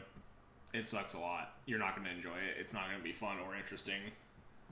Just draw Stoneforge Mystic before your opponent does. Draw way more removal and revokers and like have Aether Vial in play. Recruiter for infinite wisps. Stuff like that. Maverick matchup. Maverick looks very much the same. I think exactly the same. Yes. Yeah, it actually looks exactly the same. You could probably board out, like, Brimaz here instead of Spirit Keeper if you want, but, like, it doesn't really matter. Brimaz, obviously a little bit awkward in the mirror, too. Brimaz and Tomic, because they're really bad against Karakas, but I think Spirit Keeper is just generally worse. In the games that they don't have Karakas, Tomic and Brimaz both are, like, pretty relevant. Maverick, I think Brimaz is less relevant because they have more, like, big, beefy threats. Stuff like Knight of the Reliquary, where your 3-4 is not just going to be able to attack into it. But Spirit Keeper, also bad because they have a bunch of exile removal, and it's not really about, like, your creatures don't die super often. But Spirit Keeper can be marginally better in that matchup because they have, like, more... Like, creature combat matters a little bit more in this matchup than it does against Death and Taxes. So I could see we could put Slash Brimaz here, but I really don't really have strong opinions in the matter. Board out whatever you want. Ins are the same. It's like very Stoneforge-y mirrors. The plan of attack is definitely different in this matchup because they're obviously not Death and Taxes. They are generally a little bit favored. A little bit too, like, more than a little bit, but, like, not a lot. I don't want to say, like, Maverick's hugely favored or something, because I have a pretty good track record against Maverick, but obviously, I have to take my own personal results with a grain of salt. I think Maverick is always going to be generally favored, because their cards just line up better than yours do, in a broad sense. For the matchup, they have stuff like Green Sun Zenith, Knight of the Reliquary, like, tutorable shatters, like Green Sun Zenith for Qasali or Knight of Autumn. They have a bunch of mana stuff that can really outpace your mana denial. They go bigger than you. They do a lot of the things that your deck does better than you do. Advice in the matchup is don't bolt the bird. Bolting the bird is not correct most of the time against Maverick. There are very niche cases where you do, like, actively sense weakness in their mana base. Like, if they go Horizon Canopy, Noble Hierarch, then you're like, oh, they probably don't have another green source in their hand. If I plow this Hierarch and then waste it in their Canopy, we can probably get them.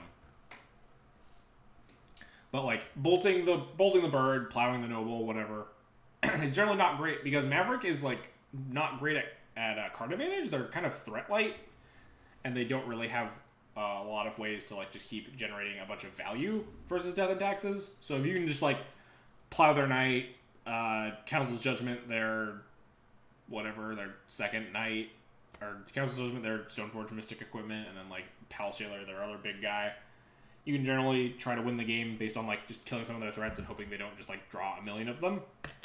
You can grind a little bit better than them.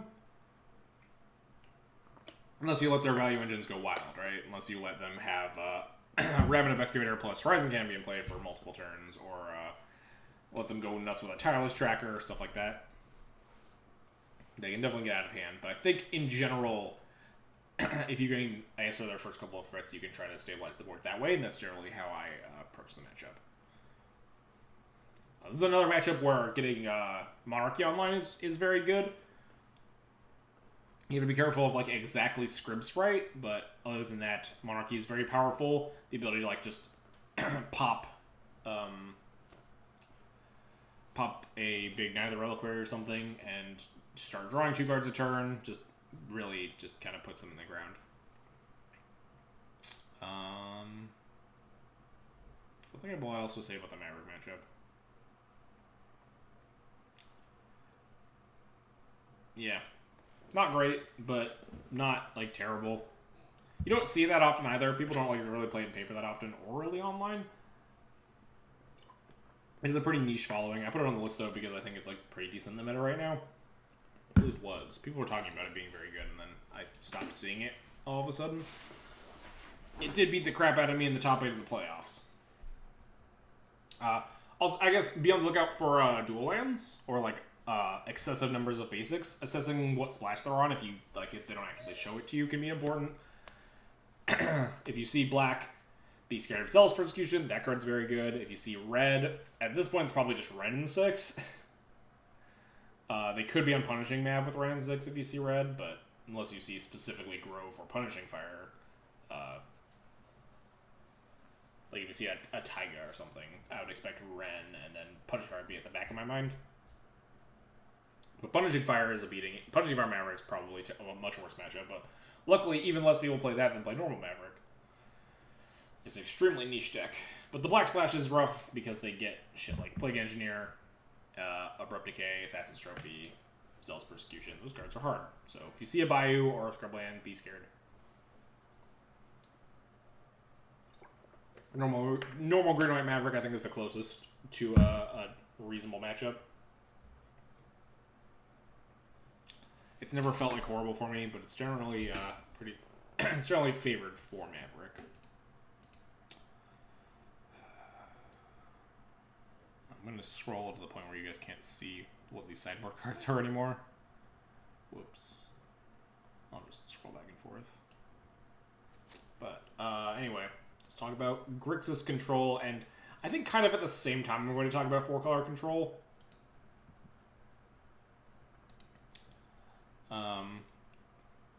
What does my sideboard notes look like?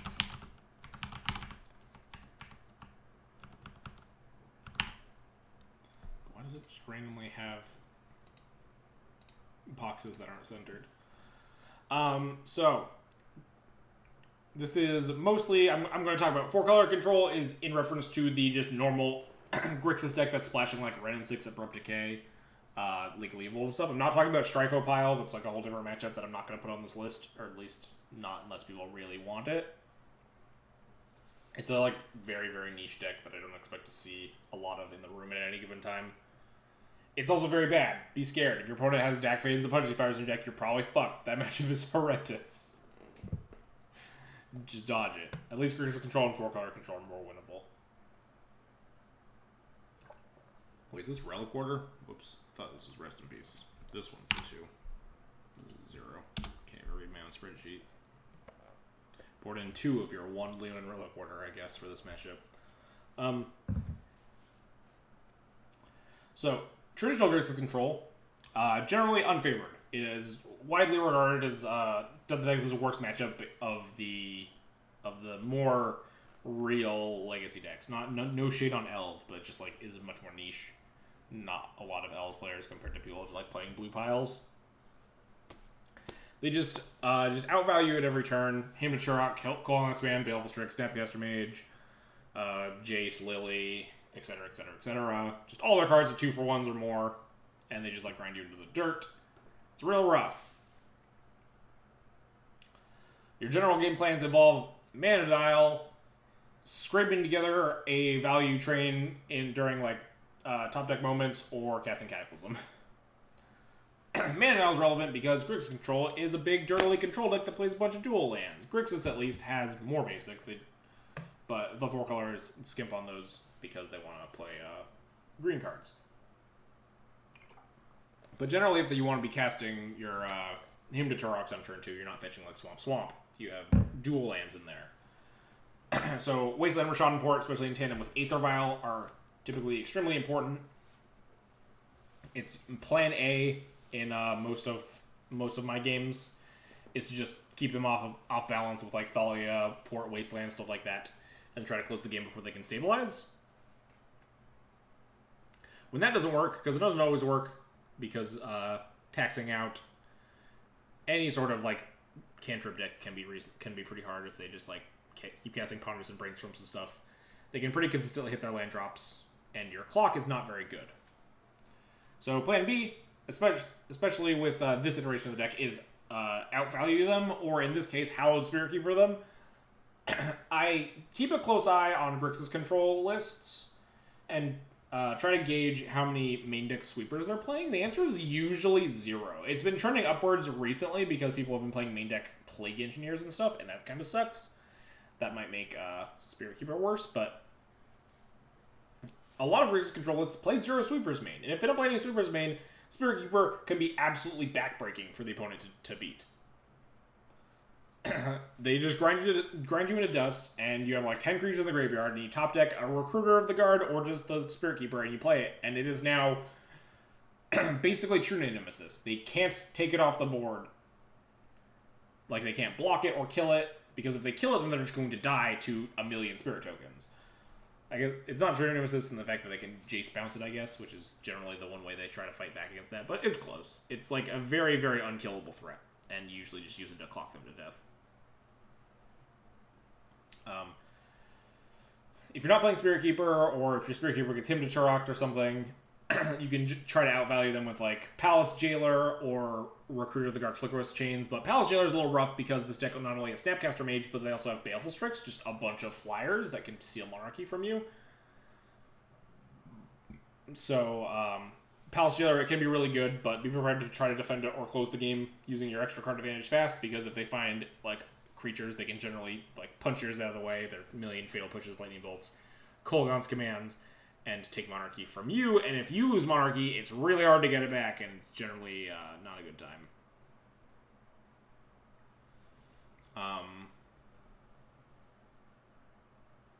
Those are the only plans in the main deck, really. Like, if neither of those plans really go off, then you're probably going to lose.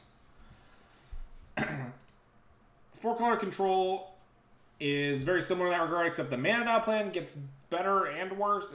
It's weird, wishy-washy.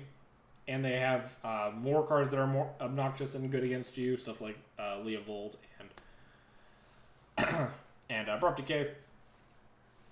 Obviously, 4-color control's mana base is worse than Grixis's.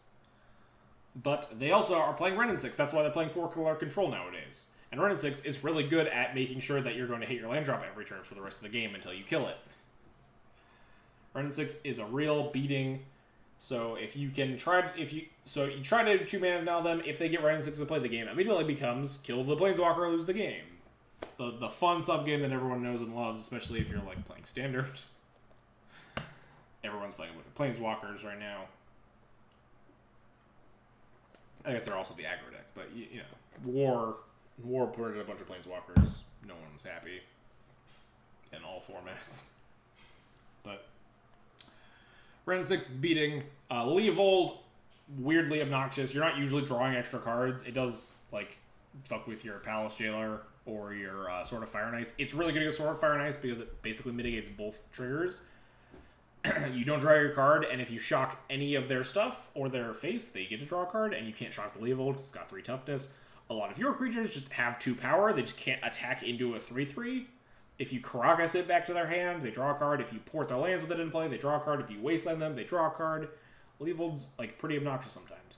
Sometimes it can be worth like Karakasing back if you're like trying to tempo them to death. If you have a board state and you're like bounce your 3/3, shove, you drew your card, but you're playing your 3-mana 3/3, and if like we keep Karakasing it, we'll just like be able to punch through. Notably, there was a game I played against 4-color control in the playoffs. There was a game too where I had like a creature with a Sword of Fire and Ice versus a Leovold, and I kept like shocking Baleful Strixes, which is just really shitty. But sometimes you do let them draw a card because you want to like set up them having like random draws is better than them having a certain board state. Like I was killing up Baleful Strixes to get Burmaz going because Burmaz is really good against their deck if they don't, or not really good, but it's good against their deck if they don't have Baleful Strix, but pretty poor if they do, because you just attack into it, they block, and you get a 1/1 out of the deal. Which is better than for some of your cards, but still not great. Abrupt Decay, not that much of a beating here versus like in the Delver matchups, because Grixis Control could already answer your stuff because they had K commands, and they could already like shatter your equipments. The only difference in sideboarding here is I think Recipes is good enough versus 4-color. I adamantly don't think it's good enough versus Grixis Control, and people have been boarding in Rip versus Grixis Control for a long time, and I have been against it for a while. I think it has gotten worse and worse and worse, and it became unplayable. Like, it's not unplayable, it's like, it's just became worse than other options once Deathrite got banned. Obviously, when Deathrite was legal, you kind of had to be boarding in Rip because Deathrite, you could just not beat Deathrite on turn 1. If you didn't, like, Rest in Peace the advantage away, then you could just definitely not manage all of them, and it would kill you, and it would, like, exile your creatures, so it made Spirit Keeper not even that good. But, Rest in Peace versus Grixis Control turns off exactly Kolaghan's Command Rebuy and Snapcaster Mage, and nothing else, the whole deck. And I have argued time and time and time again that it's not good enough turning off Snapcaster Mage and one mode of Kolaghan's Command. Because everyone's like, oh, well, if you turn off their Kolaghan's Command, then at least they can't be buying back their Snapcaster Mages or their Baleful Strikes and, like, 3-for-1-ing, 4-for-1-ing you. But, like, if you play your Rest in Peace to turn off their Kolaghan's Command, and then they 2-for-1 you with the Kolaghan's Command, that's basically getting 3-for-1, and you had to waste 2 mana on a Rest in Peace. Because the one thing modern players figured out way sooner. Which thing was that?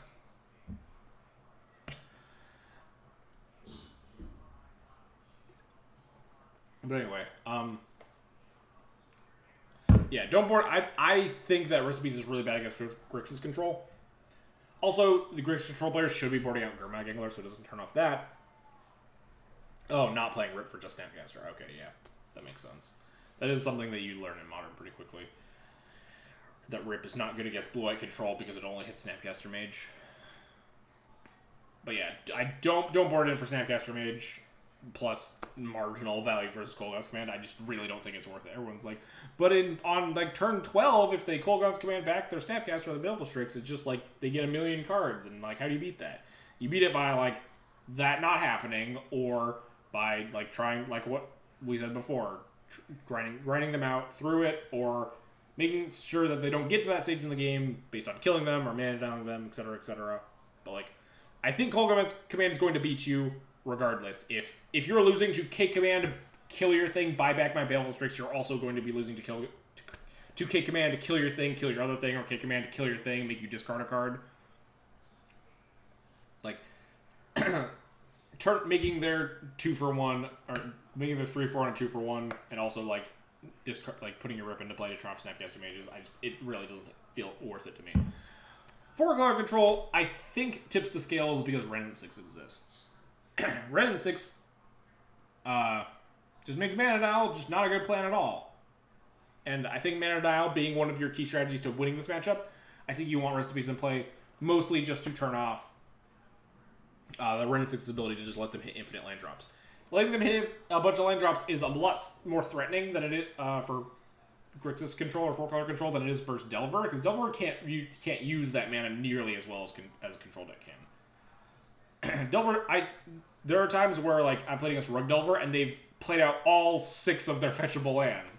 They had 3 Trops, 3 Volks, and they're like, okay, this Ren 6 does nothing on its plus. If I can just not have an X1 in play, not give it more value. I don't care that my Delver opponent has 6 lands in play, because they can't really do anything with it. They're built to function off of 2 lands, not 6. Grixis Control, though, they're really good at using all their mana. They play a bunch of big, scary stuff. They can K-Command back their Snapcaster Mage, their Hymn to Turok, whatever. Snapcaster Mage, their K-Command, buy back their Strix. Cast Jace, Brainstorm, cast 3 removal spells, whatever. Your main plan against control decks is to not let them do what they want to do. You mana now them. We're Death and Taxes. That's plan A for a reasonable number of matchups. And I think Rest in Peace is good enough in that regard. Turns off Snapcaster Mage and Renin 6+, that it might be worth it now. I have not played against enough 4-color control to know for sure. Notably, it is also really bad with your Spirit Keeper, which, like I said, is one of your main plans to win. But that plan does get worse in post-board because most Grixis Control decks do have sweepers in the board. So, Spirit Keeper is mostly in the deck to cheese game 1s. It falls off in value in games 2s and 3s. So if they don't have main deck play, they'll be boarding in Toxic Deluge or March Casualties. Spirit Keeper's still great, though, but obviously, Nombo with Rip. I guess I never filled out what cards I'm cutting, but it's pretty easy. 4 plows, the revokers, and that's it for that one.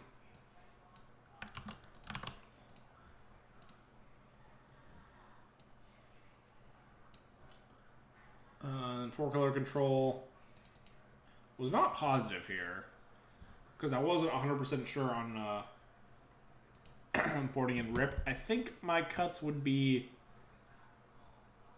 It's probably another on the draw cut mom matchup. I'll leave a space here because there's probably one more cut.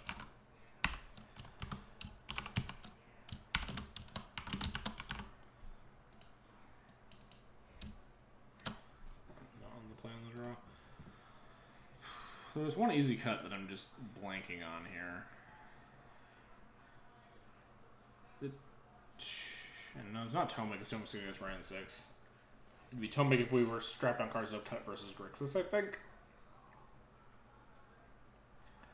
We could probably shave Flicker Wisp. Maybe even cut Prelate. Prelate's kind of clunky and awkward in this matchup. Let's say 1 Wisp, and then maybe on the play cut like... Let's say slash Wisp, since I'm not 100% on that. But Wisp generally gets a little bit less value. Your vials are under more duress because they can just get shattered a lot. So Wisp gets... You don't have as big of a board state to like Wisp your own stuff as often.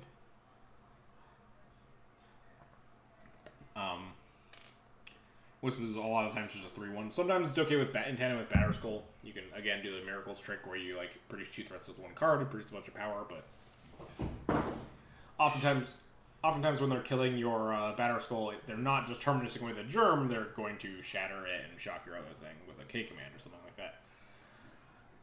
So Wisp gets a little bit worse. It's obviously good with Vial, but it's a little bit clunky. Swords of Plowshare is terrible. They don't have any useful creatures. They're boarding out their Gurmag Anglers.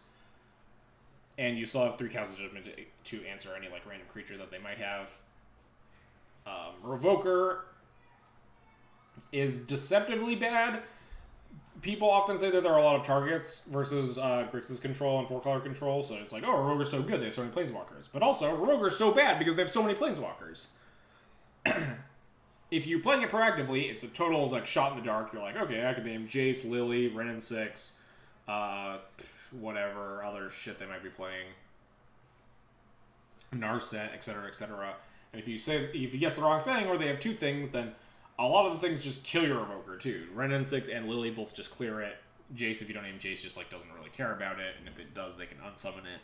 Then you could play it again and put it on Jace. But if you're playing it reactively, they generally already get an activation, which is a lot of value. And then you have to play a very, very fragile 2-1 in a matchup that's all about your opponent having infinite removal spells. So it's generally trying to put like a band-aid on a very gaping open wound. It's just like, I hope this Revoker sticks, and then they just... Well, a stiff breeze comes by and kills your Revoker, and then it's like, okay, now I'm still dying to this Jace.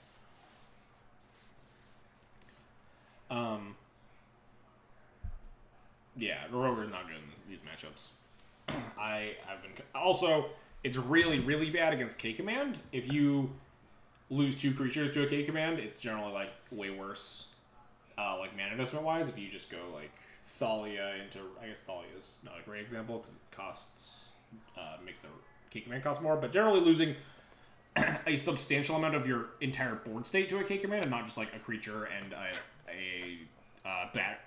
like a equipment or Aether Vial or a card in your hand, it's generally like worse.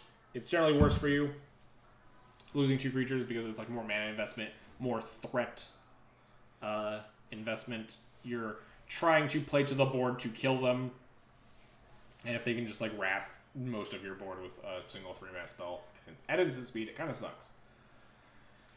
Getting your Revoker plus your Stoneforge or whatever killed is generally pretty horrendous. So that's why I also don't why I don't like the artifact creature in the deck. Talked about Wisp. Prelate's a little bit awkward against 4-color control because they have so many, like, they have an even more diverse suite of removal spells than Grixis does. Grixis already made Prelate look not great because they have stuff like K-Command and like Jaces and Lilies and whatever, Edicts, stuff like that to cast spells that aren't 1 mana. That's why I never liked boarding in Chalice in these matchups, because it just didn't matter as much.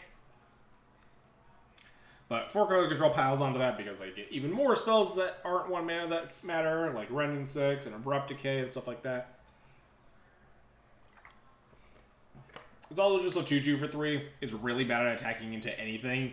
It gets ambushed vipered by Snapcaster Mage. It can't attack into Baleful Strix without just trading and producing no value. So it's okay to have. Like, there'll be some cases in some games where you're like, wow, this Prelate actually is like walking. Hang on, I have to sneeze.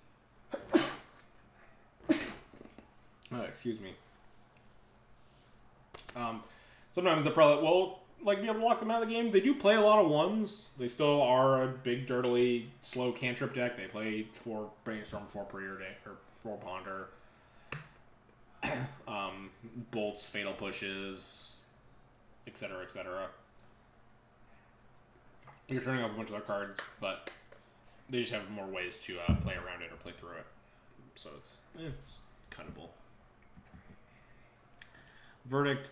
Grixis control, bad. 4-color control, worse. This matchup is pretty bad. I think it is the actually scary Ren and 6 matchup in the format. I think all the other Ren and 6 matchups are like fine. Fine to actively good still. But if your opponent's playing a control deck with Ren and 6, that gets a lot worse. Because generally, what I've been saying for Death and Taxes is, and I think I said this in the Delver matchup, the card Ren and 6 is very good against you, but the deck that plays Ren and 6 is very bad against you. That's not the case for Grixis control, or 4-color control. The card Ren and 6 is good against you. Their whole deck is also good against you, so it ends up being really bad. Alright, let's get to the combo decks. Ant, Sneak, Dredge. Blue-White Blade's way over here for some reason. I think these are like the afterthought names.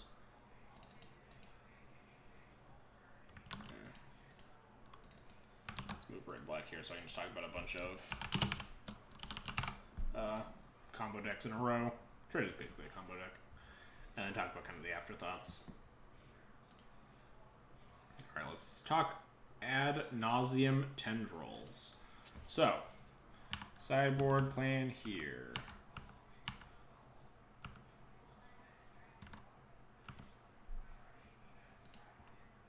Yeah.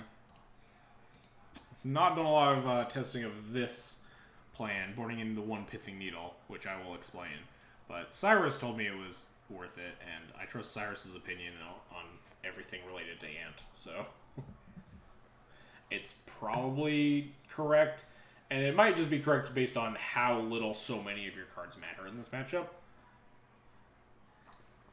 So Ant is all about getting to turn 2, because turn 2 you get to play your good cards. All our cards are bad, it's worth it. Yeah, exactly. That's generally the idea behind boarding in this Pithing Needle. Game 1, you will cast Thalia, or Sanctum Umbrella, or you will lose the game.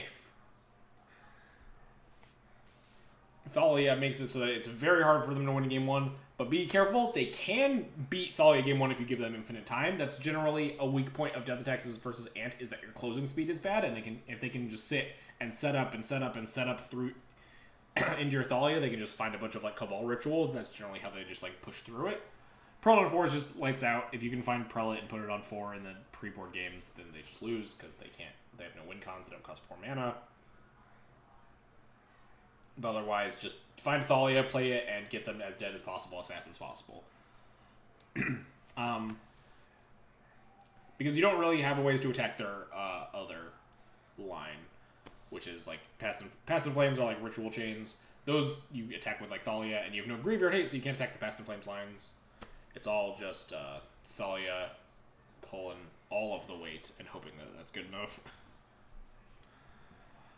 Post-board is when you get all your tools to try to fight the matchup. You get 2 Chalice, I'll talk about the Needle, 2 Surgical, 2 Rip, and this Leonin Relic Hoarder. So Chalice of Void is great against Ant, because one of the biggest thing is that, especially on the draw, you will die before you get to 2 mana, and you get to play your good 2 mana spells. Chalice of the Void, you can play on turn 1. which is not something that D&T gets to do a lot against Ant having turn 1 interaction. You can just play Chalice on 0. Chalice on 0 turns off all their Lotus Petals and Lion's Eye Diamonds. Lion's Eye Diamond is one of the best cards in their deck. They play 4 Black Lotuses, and turning them off can be extremely relevant in preventing a lot of their lines from killing you, especially their hands that kill you before turn 2, before your turn 2. Surgical Extraction and Rest in Peace are a little bit are definitely worse than Chalice of the Void. Surgical, especially. Surgical is a card that's like one of those good enough cards that generally doesn't matter a lot but can be relevant. Be careful about when you cast it, because sometimes you can just give them a free storm count. If they're like, if you hit the wrong card and they're still going off, they can just kill you. You're kind of giving them 2 storm count too, because you're paying 2 life, and then you're also adding to the storm count, so they need 2 less storm to kill you now. But there are lines that they take sometimes where you can just like put them in the ground with the surgical. If they like discard Infernal Tutors to their Lion's Eye Diamonds or something, you can like try to snipe those. Or if they use an Infernal Tutor earlier in the game to like go get more Cabal Rituals, or if they take a Past the Flames line, obviously sometimes they don't play around surgical, and you can get them. But surgical is like medium minus in the matchup. It's just better than like your random shit. You have a lot of shit in this matchup, and that's why we can afford to like just board these very medium cards. Rest in Peace, better because it turns off the Past and Flames line completely, and it turns off Cabal Ritual, which is one of their better cards at beating your like taxing elements. If you have Thalia, generally they play through with Cabal Ritual. If you have Thalia plus Rest in Peace, they can't really do that, because their Cabal Rituals now are mana neutral because they can never get the threshold. Obviously, it's a little bit worse than Surgical at times because it costs 2 mana, and 2 mana is a lot in the Ant matchup. Leona Relic Order, Lunel, I would board in Cata before Relic Order. That, no, there's no way. I would never board in Cataclysm before Relic Order. I would never, I don't think boarding Cataclysm even is right to begin with, but... Leona Relic Order, you board in because mostly out of respect of, or not mostly out of respect, but you can respect cards like Dread of Night, but it also can fuck with their artifacts. They generally start playing out artifacts once they see that you're on death and taxes. They will play them out around Thalia to get so they don't have to get taxed for them. And if they play their LED on turn 1, so they don't get it taxed by Thalia, and you don't have the Thalia, you just have this Relic Order. You can Relic Order the LED away, and then they're out their Black Lotus.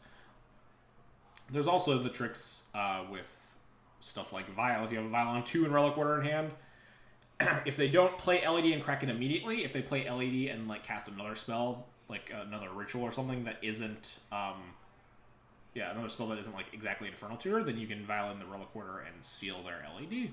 That's mostly about sequencing, though. I think good Ant players generally don't play into that. Their LEDs are usually like last out before they Infernal Tutor, but maybe sometimes they have 2, and you can like still take away 3 of their mana by Valiant Relic Order.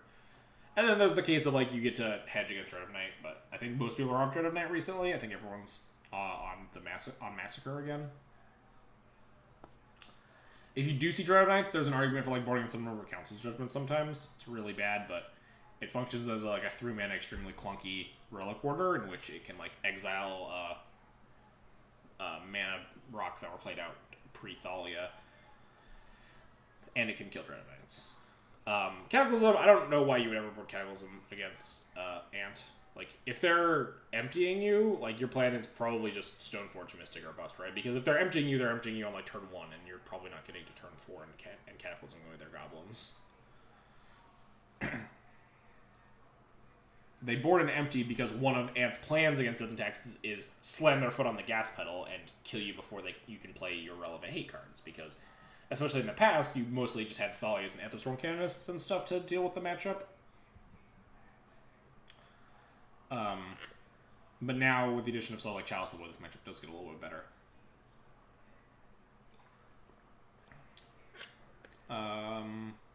As for the outs, outs can mostly just be like whatever the fuck you want in this matchup. All the cards that just like suck and like are dirtily creature stuff.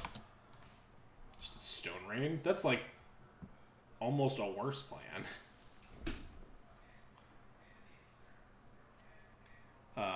You just board all of like the dirtily creature bullshit. Swords, Bloodshatters, Jailers, creatures that like Creatures whose sole job is to be a beat stick. File under my plan for all our cards are bad. I think the cards that you start cutting are better than Cataclysm. If you're playing Cataclysm, like I would rather have a Flicker Wisp in my deck than a Cataclysm. We're already bad enough at killing them. You want creatures in your deck to kill them.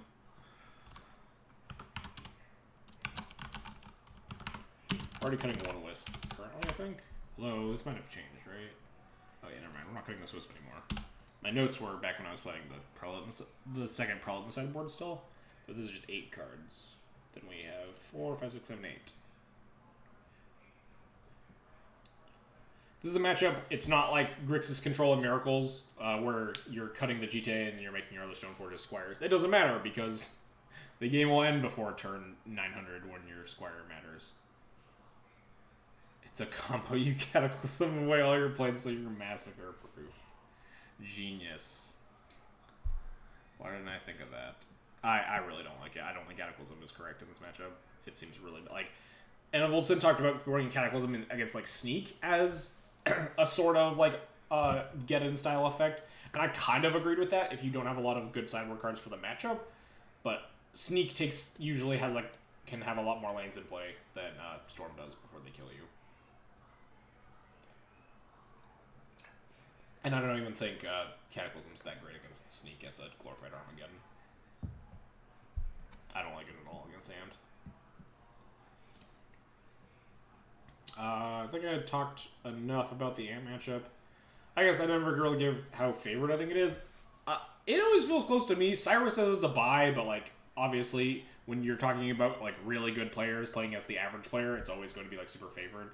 Like my stats against Ant are something like... Let me pull it up. I'm like, yeah, I have a 66.67 match win rate against Ant. And Cyrus probably has like a 9 million % win rate against Death and Taxes because he's Cyrus. But like, assuming players of equal skill level, always like you have to tone down what like a single player's results are. It usually feels pretty close to me, probably slightly unfavored for Death and Taxes. But it can come down often. I've referred to Ant as like a very dice rolly matchup because if you lose the die roll, you're so much more of a dog, and if you keep a poor hand, it's dice rolly, but it also is less favored in game 1 for Death and Taxes if you don't know the matchup when you're going in.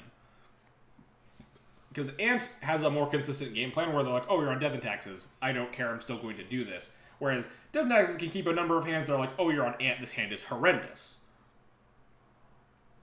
Where you just like don't have a Thalia. Like I said, the only cards that matter in game 1 are like Thalia, Prelate, and Recruiter to find Thalia or Prelate. Whereas Ant, most of their cards matter because their whole deck is like one big engine.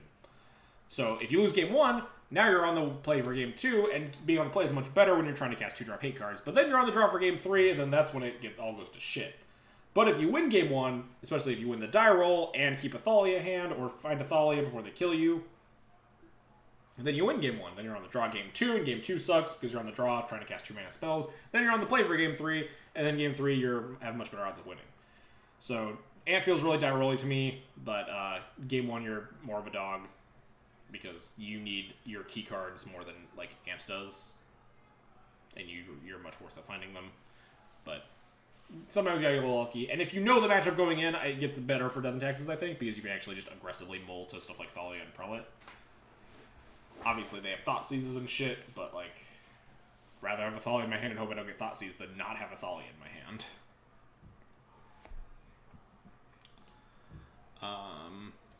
Sneak and Show.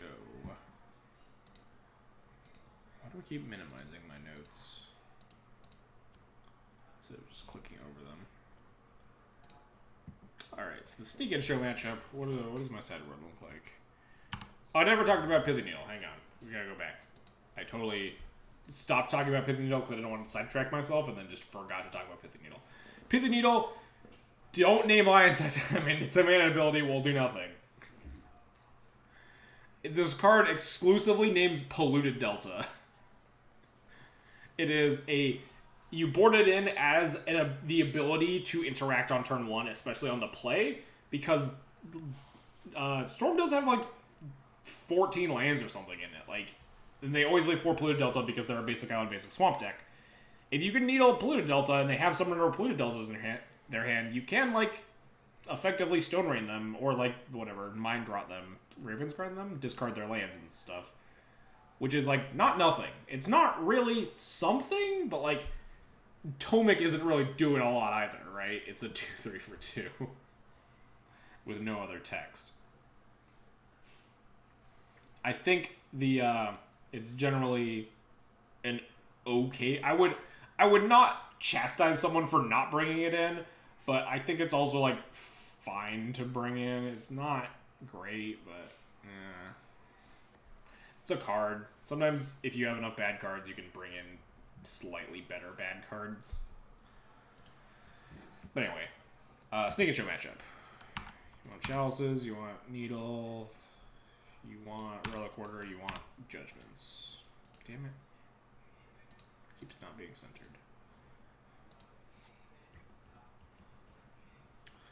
And then the cards you want to cut are Clouds, because they all suck.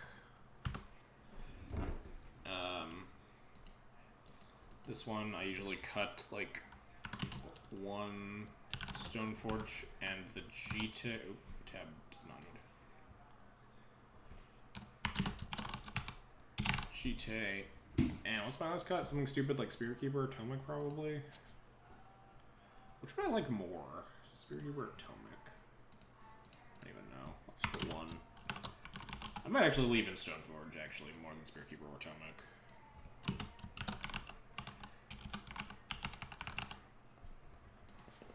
Like I was talking about, some of my notes were derived from when I had the Signet Prelate in the sideboard, so I had an extra card for both these matchups. But if you have the Signet Prelate, you can just, like, say, shave a Stoneforge or take out another, like, Dirtily Beater.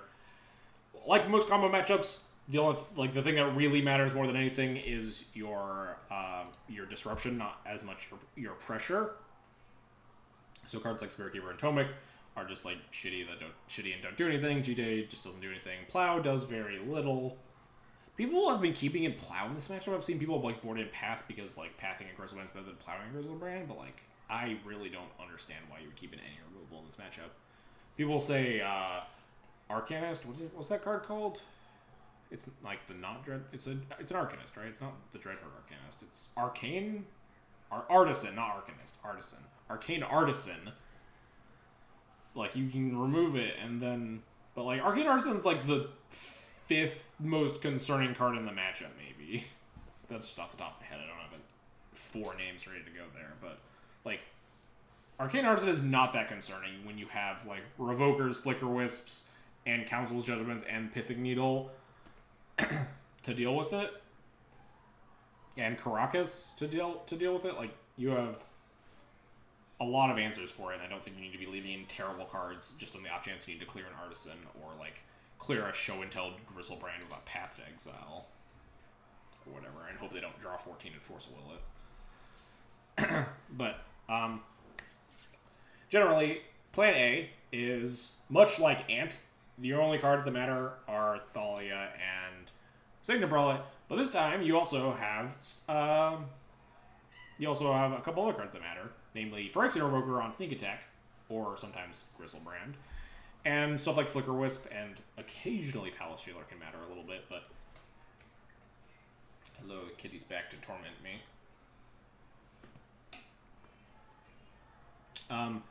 So Thalia, definitely your number 1 card in this matchup all the time. You want to be taxing them out of being able to cast Show and Tell and putting in a big scary thing. Usually the big scary thing is Omniscience, because you're not actually that scared of Emrakul or Grizzlebrand in this matchup. You're a 3 Caracas deck, so them putting in Emrakul is really risky.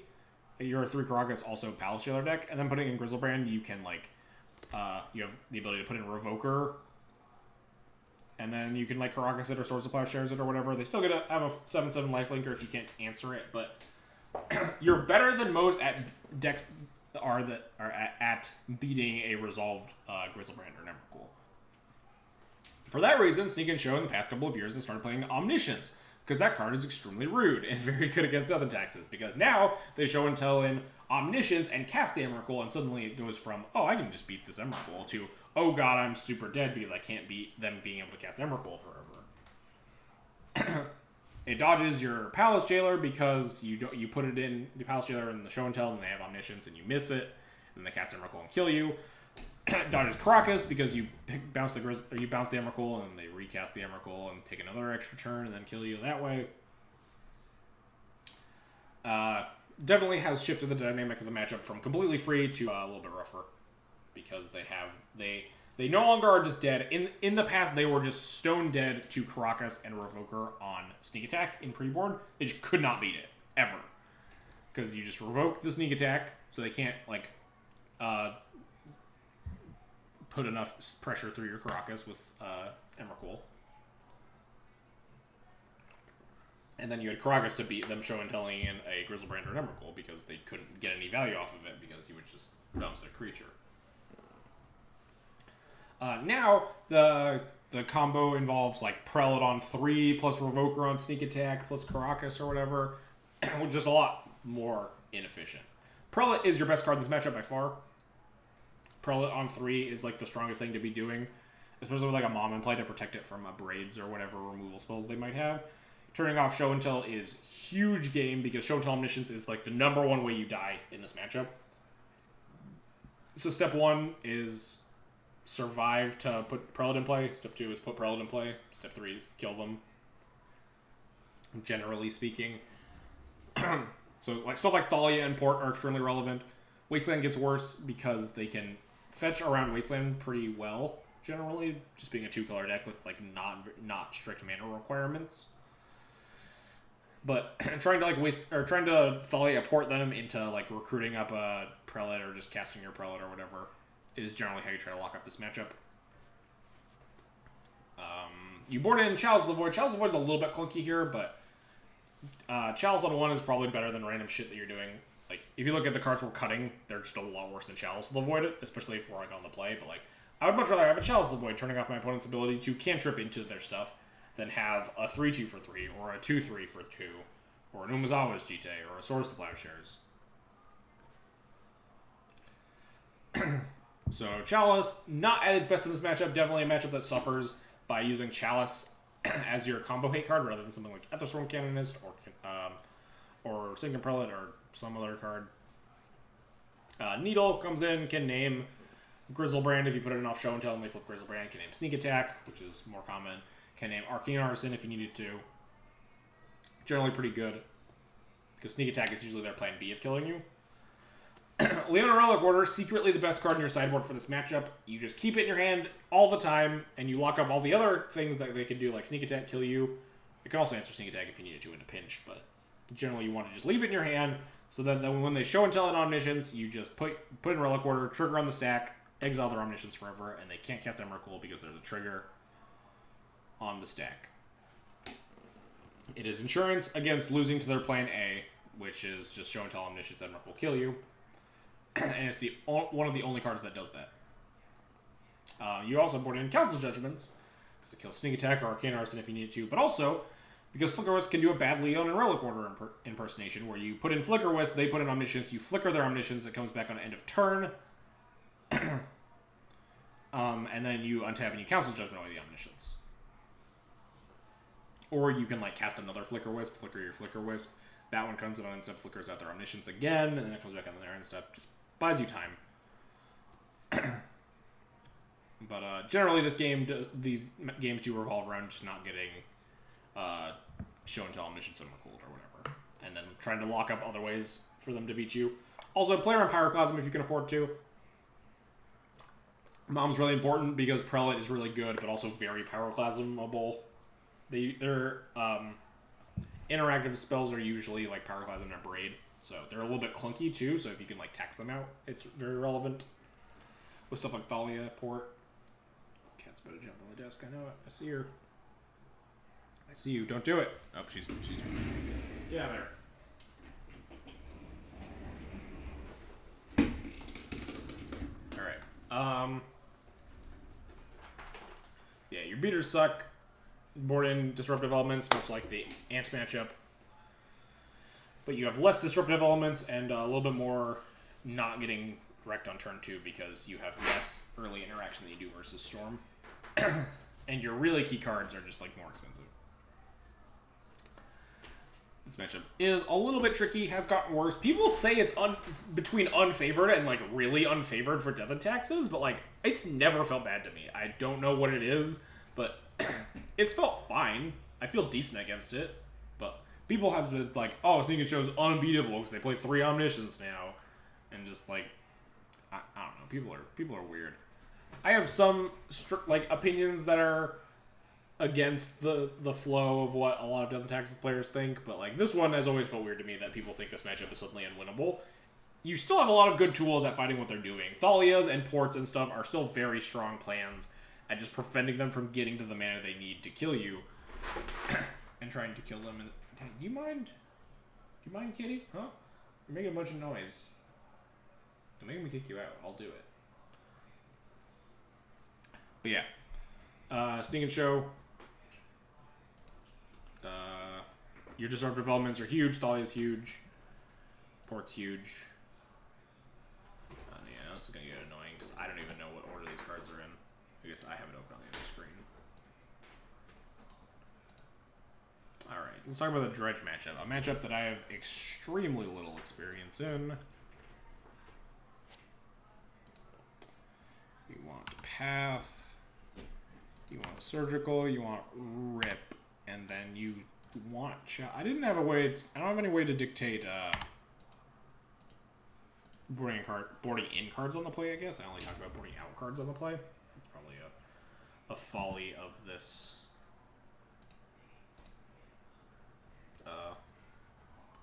setup.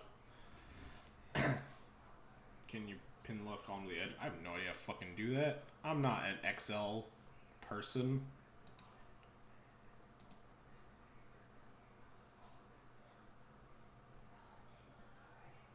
Yeah, I know.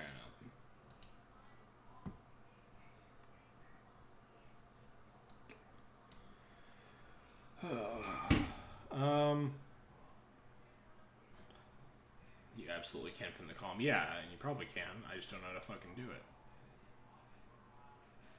I'm no XL expert. I guess we can actually leave it here for right now while someone in chat probably knows way more about XL than I do can explain how to pin it. But anyway, Dredge matchup.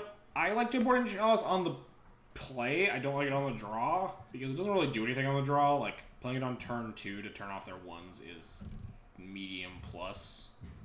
Probably medium minus. But playing it on turn 1 on the play, on 0 to turn off LED can turn off a lot of their, like, super nutso hands.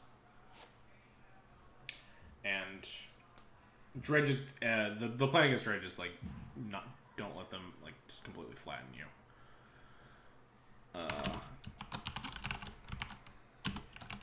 Guess I'll get the outs here, up here real fast.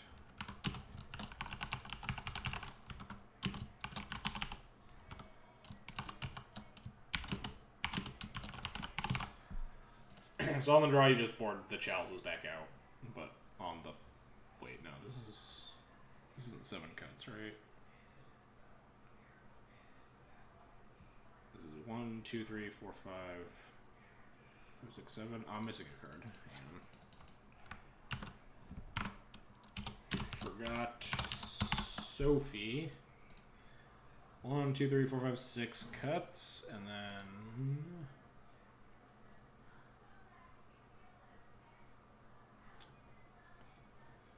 I really like Flicker Wisp.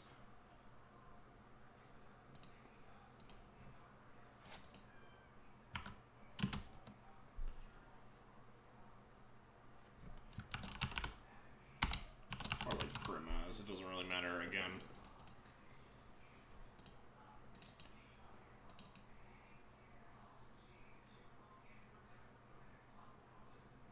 Oh, I guess this is how I'm supposed to do it. Oh, whoops. Not what I wanted to do. I was holding control instead of shift. On the play, you cut the Sophie. And then on the play, you cut the Wisp of the Brimaz. And then on the draw, you just cut the 2 chalices. I don't know why this got bigger text.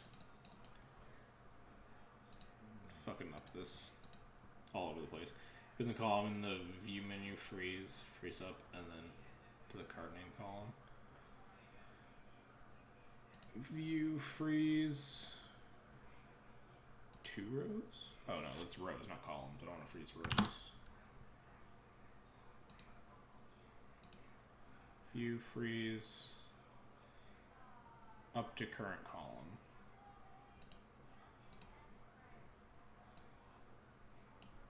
Can I expand this? Can I just make column be bigger?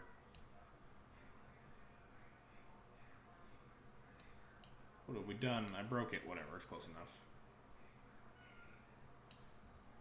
Merge column B and C. Yeah, this is all way too much work, guys. Alright, close enough. We did it. Look at that. You can see the sideboard now. So anyway, what was I talking about? Dredge matchup in general.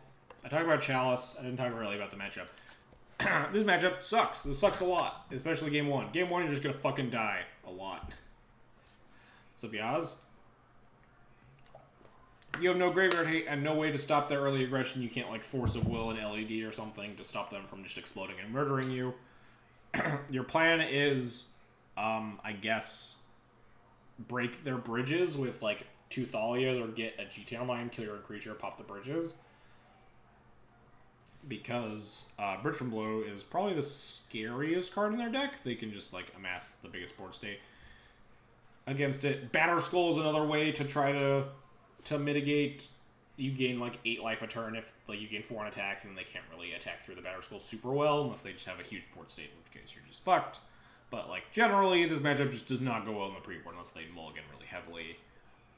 Or if they have like a landlight hand, you can tax them out with like a Thalia, a well-timed Wasteland or a Thalia or something. But generally, Dredge's plan against attacks is to slam their foot on the gas pedal as hard as possible and kill them before they can do anything, which is pretty reasonable because you can't do anything, especially in game 1. Game 2, you board in all your graveyard hate tools, and then you mulligan to help you find them and hope you don't get like therapied or killed before they're relevant. Surgical Extraction, Rest in Peace. Rest in Peace is very, very good. Unless they take it off the board, they just lose. Unless they've like built up a big zombie army in the interim, which can happen, especially when you're on the draw in this matchup. Surgical Extraction is a little bit weaker versus Dredge. But it is also faster. It helps kind of keep your head above water. Something that I generally do is like try not to try to aggressively attack their dredgers. You usually try to hit the action pieces with the surgicals. They only have like 12 cards in their deck that produce any power toughness, right? They have Icarid, Narcomoeba, and Bridge from Below. So if you surgical, generally you surgical Bridge from Belows, and then they like are very hard pressed to kill you. You have creatures, especially creatures with like First Strike, that can block Icarids for forever and ever and ever. So if you pop their bridges and have like a decent board state, you can generally try to beat Dredge that way. Occasionally there are times where you want to like probably grab Narcomoebas or Icarids more, but those are generally case by case basis. So good rule of thumb is to target their bridges because it's definitely the most threatening card. It just gives them the ability to make a super big board state and just punch you in the face. Mulligan to your graveyard hate. You're never beating Dredge when you're trying to play a fair game. You're not going to beat them with 2 lands, Vial, Thalia, Stoneforge, whatever. Swords of Plowshares. It's like those hands aren't going to win. Mulligan aggressively. This matchup is very bad if you do not have graveyard hate. Remember the tricks. You can you legend roll your Thalia to pop bridges. Just play the second Thalia. You lose a thing.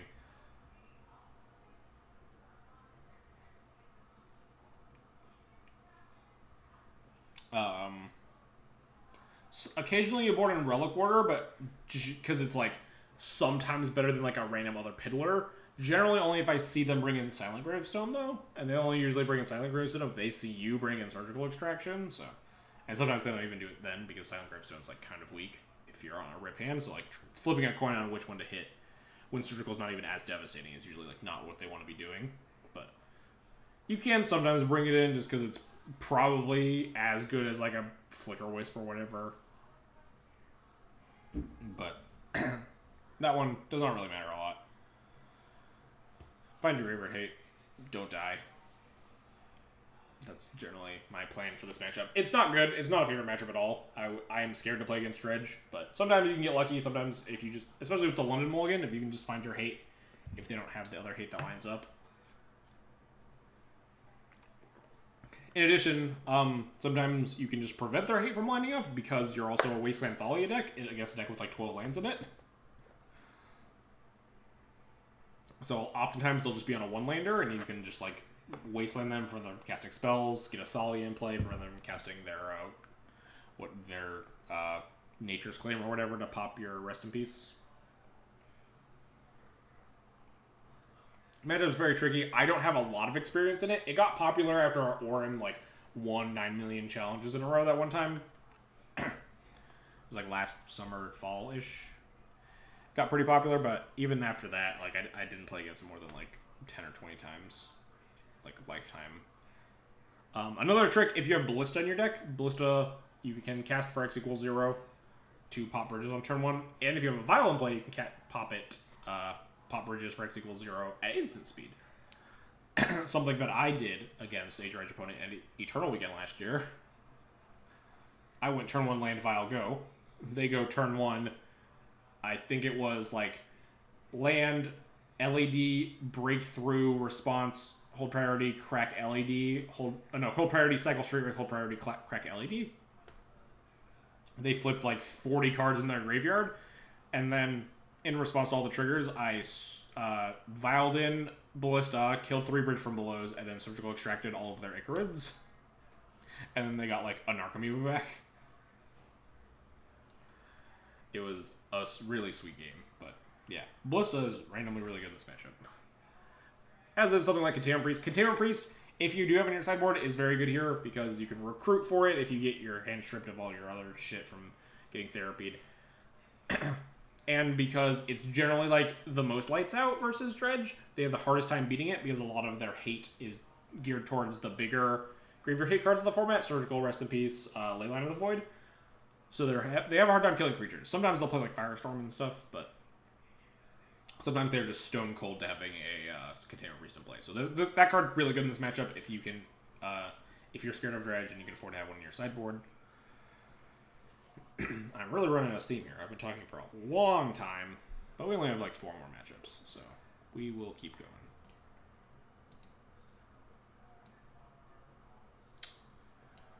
going.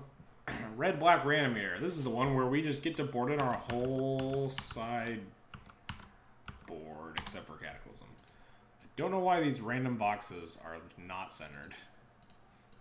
It's really the worst. Just bringing everything besides Cataclysm because a lot of your cards suck and you want to be able to answer their random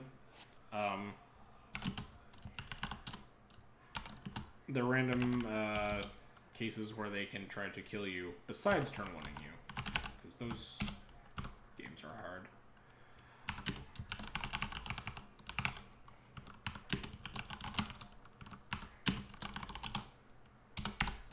That's 10 cards.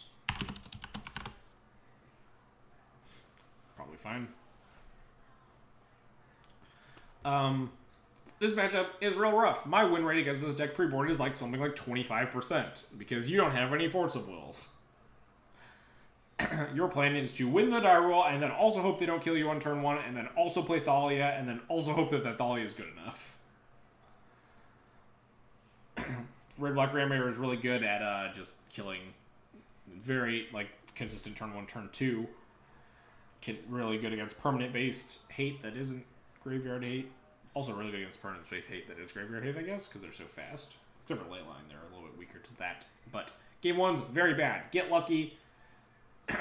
Thalia, if you know you're playing against Red-Black and you're like on the play, mulligan it heavily towards like Thalia. It's one of your only cards that has text pre-board, or like plow heavy hands. Hope they don't just Grizzlebrand you. Post-board, you get to board in your whole damn sideboard and board out all your stupid cards that don't do shit.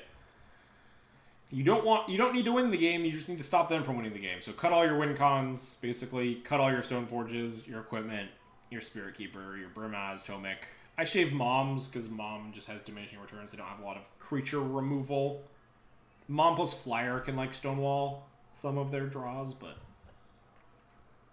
there's a chance for Recruiters to cut here because I don't have a Containment Priest in the current list. But these last two cards could be like most of your cards that don't matter. Most of your cards that just have power, toughness, and no real text boxes outside of that. And Chalice the Void. Chalice the Void comes in. You put it on 0 to try not get turn 1 sometimes. Sometimes if you make it past that, you put it on 1. If they don't have any creatures in the graveyard and you put it on 1, it's very hard for them to get a creature in the graveyard because it turns off Looting and Entomb. They can only discard to hand size or unmask themselves. Needle, names Grizzlebrand all the time. If you can put it in play, turn 1 on the play, and name Grizzlebrand, they either go get something else, or you severely neuter Grizzlebrand, so you can probably try to kill it or Caracas it or whatever.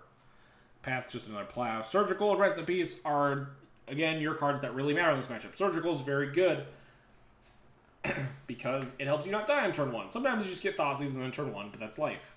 That's life as a non-forceable deck against a very fast combo deck. Surgical is basically your only lifeline at not dying in this matchup very early. And oftentimes, the red-black Reanimator player, not given perfect information, not Thoughtseizing, you will have to choose to play around like Surgical or like play around Rest in Peace / Thalia / like you're supposed to actually cost mana. So they'll have to be faced with the decision: do I go off now and lose to Surgical, or do I try to wait a turn to like beat Surgical but then lose to this Rest in Peace that might be cast? Stuff like that. So having a split is a little bit okay. If you want to hedge for this matchup, obviously the Container Priest is fine because you can recruit for it if you survive the early turns. You can play Fairy Macabre if you really want to hedge for this matchup specifically, but I hate that card. It's very bad in every matchup besides this one. You can play Tormod's Crypt. It's sometimes better than Surgical. It's much better than Surgical when you're on the play. Can be worse if you're on the draw. You just get turn 1. You have Tormod's Crypt in your hand, you look like an idiot. But yeah, this game is all about finding your graveyard hate and preventing them from doing their thing, and then you can kill them after that, generally speaking. Real and Relic Order, medium minus card, but you can Relic Ward away and Animate Dead, one of their 12 reanimate cards. So Leon Relic Order lets you sometimes kill reanimated creatures, so it's okay. It's not the best, but generally better than random shitters like Mom, Tomic, whatever. Council Tournament, really good. Kills anything. Kills if they have Inkwell Leviathan or Archetype of whatever, the big pig. Endurance? Archetype of Endurance. You can exile those.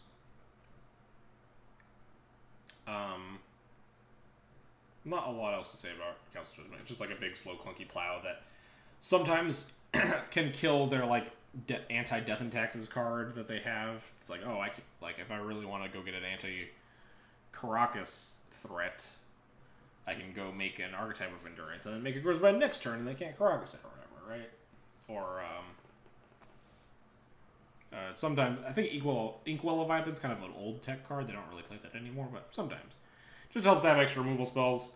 Again, your cards in the main deck suck. Just bring in cards that are okay, like Council's Judgment. Overall, this matchup, I always described it as Game 1 lose, Game 2 win, Game 3 pray. Game 1 you'll lose a lot because you don't have cards that matter. Game 2 you'll win a fair amount of the time because you get to have a turn, which matters a lot because you have more cards that matter. Chalice the Void, Surgical Extraction, Pithing Needle, and if they don't turn 1 you, you're that much closer to playing your 2-drops. And your 2-drops are huge. Game 3 sucks because you don't even have a chance to play your Sorcery Speed cards, Chalice the Void, Pithing Needle. You have exactly Surgical to prevent yourself getting turn 1, and if you don't get turn 1, you can still get turn 2 before you have most of your relevant cards. So that's why you just pray Game 3. You hope they hit an inconsistent spot in their deck, they mulligan a little bit, they keep a react like a Thoughtseize heavy hand or something, but Red Black Reanimator should probably be mulliganing aggressively to just murder you on Game 3s because they're on the play and most of your cards don't matter. Or you get lucky and draw Surgical and they don't Thoughtseize you.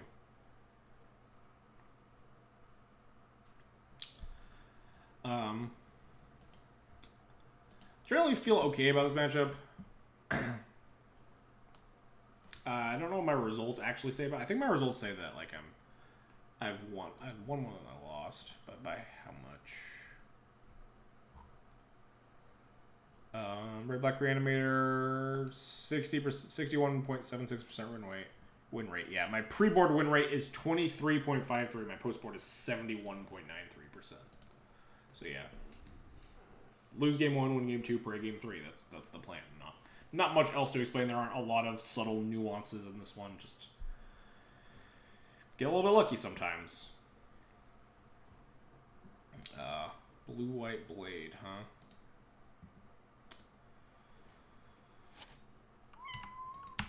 What do you want? What do you want, kitty? Do you want to come say hi? You haven't said hi to the stream, have you? No, come here. Come here, kitty. Whoa. Hello, kitty. She doesn't like to come on stream that much. She's not one for sitting on people's shoulders. She's already looking for ways to get down as soon as I release her. Oh, God. Yes. Now cat hair all over me. But anyway, Blue-Eye Blade. Blue-Eye Blade, fallen out of favor a little bit since GB Niagara Falls. Definitely has gone to the wayside. The advent of the Delver decks and the Ren 6 decks. Just, I guess, not the right metagame for it. Not sure. I'm not a Blade expert.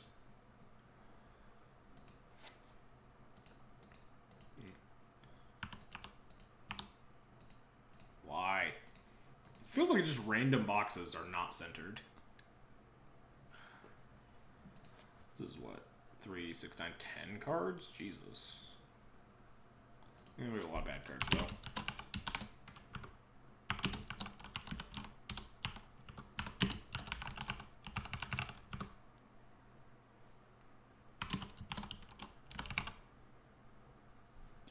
Yep, 10 in, 10 out. It's like pretty clean. You can sometimes, if you have less cards or you don't like certain strategies, I'll explain some of like the weirder looking tech choices that I've been employing in this matchup, and you can use some of your own thoughts, experiences, strategies to kind of base off of that. So Blue-Eye Blade is Miracles, but their control plan is a lot worse. First death taxes, but they also get to just sometimes GTA True Name you to death. And True Name is a real rude card, especially holding equipment. Game 1, if they get GTA and True Name, your plan is to have equipment online or die. You probably can't beat GTA True Name unless you have like your GTA going already, so like they can't GTA your thing down because you'll have counters to protect it. Generally, or like sort of Fire and Ice lets you attack through it, and they need a lot of counters to clear things that is +2 toughness, and Sword of Fire and Ice is a fast clock. Sword of Fire and Ice is very strong in this matchup. Attacking through True Name is super important. They don't always have both halves of the equation. Sometimes they only have the True Name, and you use Sword to go through it. Sometimes they only have the GTA, and you can like clear their Stone Forges or whatever. Or just like block. You have a lot of good blockers against a 1/2. GTA is not as scary without True Name. True Name can still be scary without GTA, just based on how the games play out. But generally, your job is it's a Stoneforge mirror. You want to win the Stoneforge fight. You're unfavored in that Stoneforge fight, however, because they have their 3/1 pro everything, not even pro everything, pro player. It's pro everything, then it'd be much worse with Ubisoft's GTA. But flyers are very key here. So like Flicker Wisp, being able to fly over True Names is very important. Revoker, Prelate, stuff like that, very strong. Revoking their equipment, Prelate, icing their 1-drops, their only usual removal spells like Source of Plowshares. And postboard like Verdicts and stuff, but if you force them to Verdict their own True Name, then you can be in a decent spot. Generally, this matchup is unfavored. They just have a lot of things that go well against your stuff. They have a lot of basics. They're just a straight blue-white deck with not super strict color requirements. So your mana dial isn't super good. Your Thalies aren't that good because they actually play like a decent number of creatures that are concerning. Thalia can be okay against them if they just Stoneforge for a GTA. Yeah, exactly. You can have like blockers for a Stoneforge with a GTA. But yeah, Thalia is not great because a lot of their primary ways to kill you involve just like True Name plus like the curve of Stoneforge, True Name, play equip GT, like doesn't get taxed by Thalia at all. So like that plan of attack isn't great. It's mostly just you play like a weird awkward creature deck versus the deck that wants to power out GTA True Name. Postboard, you get a lot better tools. You get cut all your bad tools. Chalice of the Void is strong here. We cut like basically all our ones that matter. I mean, Mom's still good and relevant. Vial's still good and relevant, but like we cut all our plows. Chalice is very good against them because a lot of your ways to deal with the GTA True Name lock are soft, very soft. You have Phyrexian Revoker. You have Leona Relic Order and stuff like that to prevent the GTA from hitting you, but they're very bad against Swords of Plowshares. So Chalice of the Voiding, Swords of Plowshares off can oftentimes leave them with like no way to clear your board outside of like their Wraths. It also turns off all their cantrips and stuff, obviously. They are a blue deck. They play a bunch of Ponders and Brainstorms and stuff. So Chalice of the Void, not just stone garbage, for sure. Pithy Needle is just a harder to kill Phyrexian Revoker. Names equipment, stuff like that. Lunar Relic Order, boarded in for every Stoneforge matchup, obviously. Tutorable way to exile GTAs and stuff. Council Judgment, very good. Council Judgment gets boarded in... Wait, did I put a 1 here instead of a 3? Sneak, whoops. Council Judgment has been boarded against almost every deck so far, except Ant and Dredge, and Ant and Dredge will be the only decks we don't board in 3 against, once we get to Lands in Prison. Council Judgment, really good here because GTA scary, True Name scary, Council Judgment kills both. Pretty intuitive. Cataclysm is something that I had been testing to a reasonable amount of success when Stoneforge and when Blue White Blade got really big around the GP Niagara Falls time. Cataclysm looks very weird because they're playing a True Nemesis deck, and they play True Nemesis, and then you cast Cataclysm, and you're like, well, shit, I lose because they have an unkillable 3-1, and I just blew up everybody's lands. But they don't always have True Name, and sometimes you have a board that can beat a True Name, right? And basically, you play Cataclysm as bad Armageddon in this matchup. If I had an Armageddon in the sideboard, I would board it in before I boarded in Cataclysm. Your plan with Cataclysm is to have a reasonable board state, have a thing and a vial, or a thing and an equipment, and then you Armageddon all their lands away, and they can't play any more Magic, and you hopefully kill them before they can do their thing. You can prevent them from like having the mana to cast their Jace or play equip their GTA or whatever if they don't have it in play already. Sometimes they don't have the True Name, and you can just get in a bunch of lands away, and then they can't like get back to the True Name. They don't have that many like lands that actually tap for mana if you get into the later game and you just Armageddon a bunch of lands out of the way. It can generally favor you, especially if you have like a Vial in play. You're generally better at rebuilding than these Dirtling blue decks are. Because they don't actually have that many lands. They lean pretty heavily on cantrips to hit land drops on occasion. So yeah, Cataclysm, really good when they're on their like blue-white control draws, but you're generally pretty okay when they're on their blue-white control draws. If they're just like plow, snap, plow, play Jace or whatever, you're generally pretty adept at beating those. It's when they True Name you that it can get a little bit dicey, but Cataclysm leans more towards the side of like the I'm dead if I don't cast this Cataclysm more than the if they don't counter this Cataclysm then they lose, when I talked about the types of Cataclysms earlier. But I have been employing it to reasonably high success, I think. I have really liked it in this matchup, which I was kind of surprised about because it didn't feel like it was a good thing. When is this over? Pretty soon. Oh, we have 2 more matchups. Talking Stick Medicine, yeah. Oh yeah, it is almost 8. Jesus, I've been talking for like 2 hours and 40 minutes. That's probably why my voice is starting to go. That's it for this matchup. I didn't talk about why we're bringing out Thalia. Thalia, I guess I kind of touched on it. Thalia's not good against the draws that you're scared of. It's like pretty medium.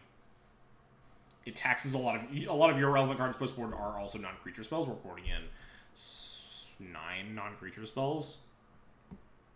So Thalia can actually just actively work against you. Spirit Keeper, bad against the Plow deck that doesn't care about your creatures. Jailer, bad against the True Nemesis deck.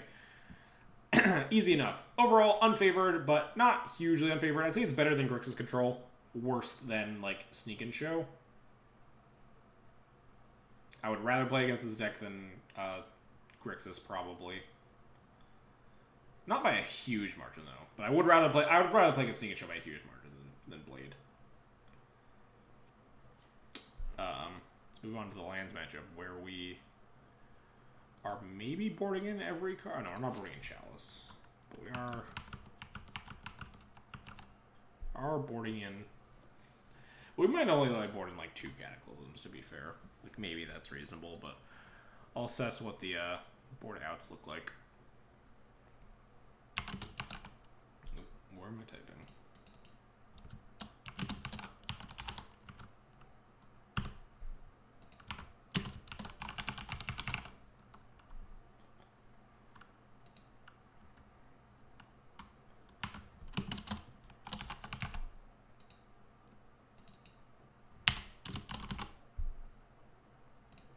My last cuts. There's some number of source splashes, right? 4, 8, 10, 13, so like 3 plows. Something like that. You can tweak the numbers a little bit, but generally the idea is that Thali is really bad, Mom is medium to bad, Plow has gotten a lot worse. I used to keep in all my plows and bring in my Path to Exile, and bring in all my Council Judgments. But that's back when they were playing just like 8 million Tireless Trackers, and like that was always their game plan. It was like they could just cheese out wins with Tireless Tracker because everyone was cutting their removal.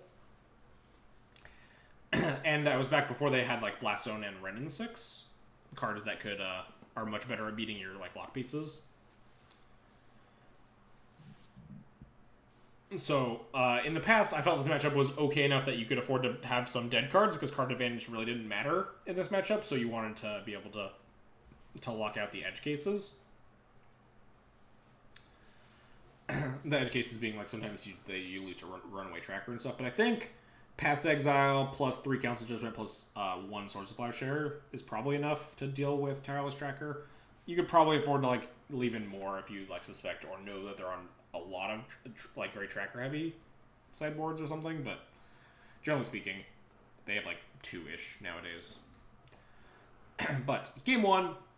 Your deck does not matter except for Sanctum Prelate. Sanctum Prelate is the only card... I'm editorializing, but... None of your cards matter except Sanctum Prelate.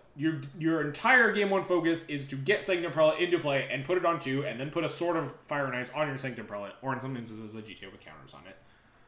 And that's how you win the game. That's your plan. That's your plan A, that's your plan B. That's... You're not winning most other ways. There are very occasionally games where you can like actually manage an I-35 land deck, where they mulligan and then you're on the play and then they don't have a mock diamond start and then you play like a Thalia and then you like Port Wasteland them and they don't hit some land drops and you can try to get them down that way with like a Vial and some ports. But generally, attacking the mana, not a good strategy against the 35 land deck. You're not going to win the fair game. Land's not fair.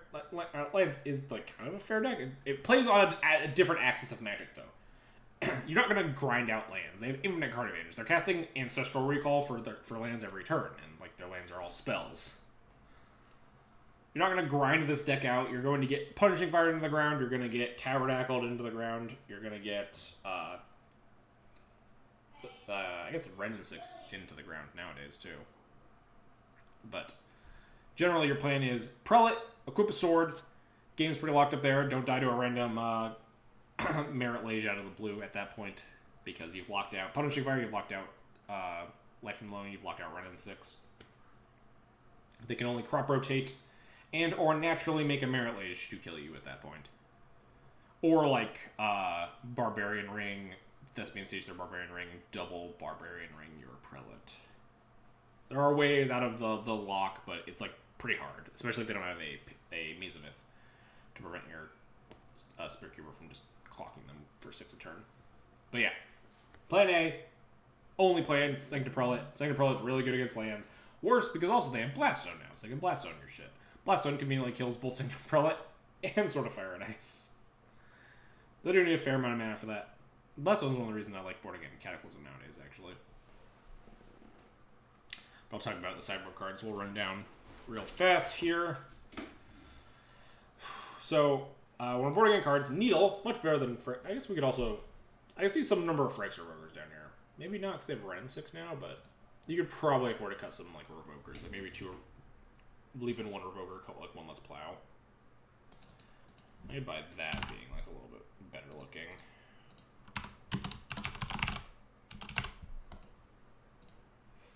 Probably looks a little bit cleaner. But anyway, Needle, much better than Phyrexian Revoker because it can't be Punishing Fired, and it can name lands. You can name Thespian Stage, you can name Barbarian Ring, you can name Blast Zone, you can name Maze of Ith. There are a lot of good Pith and Needle targets in this matchup. And you can still name the stuff that Phyrexian Revoker can name, like Ren 6 or Molten Vortex or what have you. There are a lot of threatening cards that you need to name, and Pith and Needle's hard for them to get off the board. They usually only have stuff like Croson Grips and shit. And their Croson Grips are a little taxed because Rest in Peace is such a backbreaker. Path Exile, mostly just like better Swords of Plowshares. They don't gain 20 life if you Path a Merit Age. The force that they get is usually like already in play. Or if it's not, like, I'd rather them have force than play than 20 life. Surgical and Rest in Peace are your Plan Bs, and probably better than your Prelate, honestly. In the post-board games. Graveyard Hate, very good against lands. Surgical extract their loams or their punishing fires, and you take away a lot of their engine. Rest in Peace just totally ices their whole graveyard. If they can't answer it, then they generally don't have a good way to win the game. This is a matchup that definitely benefited from the uptick in Rest in Peace. I guess I didn't really touch on that, why I'm playing 2 Rest in Peace, because I haven't been playing 2 Rest in Peace in like years and years, I think. But mostly just because Rug Delver. It's a pretty easy explanation. Rug Delver got big, Rest in Peace good against Rug Delver, therefore play 2 Rest in Peace. But Rest in Peace, good against lands, better than Surgical in my opinion. Can be worse at times, but Rest in Peace is really nice against them. Relic Warder is medium-ish, but like a lot of your cards are medium. You could like not bring in this Relic Warder and leave in a Revoker or something like that, but I think Relic Warder is a little bit better. You can like take out an Exploration or a Molten Vortex or a Sylvan Library or a Mox Diamond even sometimes. Can tag random stuff that can be relevant. Drop of Honey is another one. I think there are enough targets that you probably want to be bringing Relic Warder, but it's like not great. It's just like a random utility card that can sometimes be relevant, and sometimes it's just like Grizzly Bear. Council's Judgment is a clunky-ish removal spell, but can also hit the things I just named with Relic Warder, as well as exiling Merit Lage slash Tireless Tracker. Can also exile Ren 6, which is a big deal. Ren 6 is a way for them, if you like Surgical their loams, they can just like Ren 6 try to grind you out. Not as good because they can't like just mill over their whole deck as they like dredge their deck with life from loam and stuff, but Ren 6 still scary. You don't want it to ult. You don't want it to we're cutting a lot of our X ones though, so like the ping matters a lot less. But it's also like why Revoker got a little bit better in the matchup. I used to cut both my Revokers. Sometimes you didn't know, back when they played Molten Vortex. It's the lands that Death Attacks matchup has changed a lot in the past like 3 or 4 years. It's been very back and forth. Blast Zone recently has been quite the beating. And Cataclysm, I have been back and forth on this card because sometimes you just like don't cast it, or like it doesn't matter, or you cast Cataclysm and they rebuild way better than you because they keep a land and a Mox Diamond and then dredge back Loams forever. Obviously, if you Surgical Loams and then Cataclysm them, or if you cast Cataclysm with a Rest in Peace in play, then it's just like insanely good. But generally, I have not been a huge fan of this card until recently because your other lock pieces are generally like good enough, and Cataclysm is like bad enough in a lot of games that I didn't like it. It was just like really slow and clunky. But recently, the matchup dynamic I think has changed enough that Cataclysm is definitely a reasonable plan.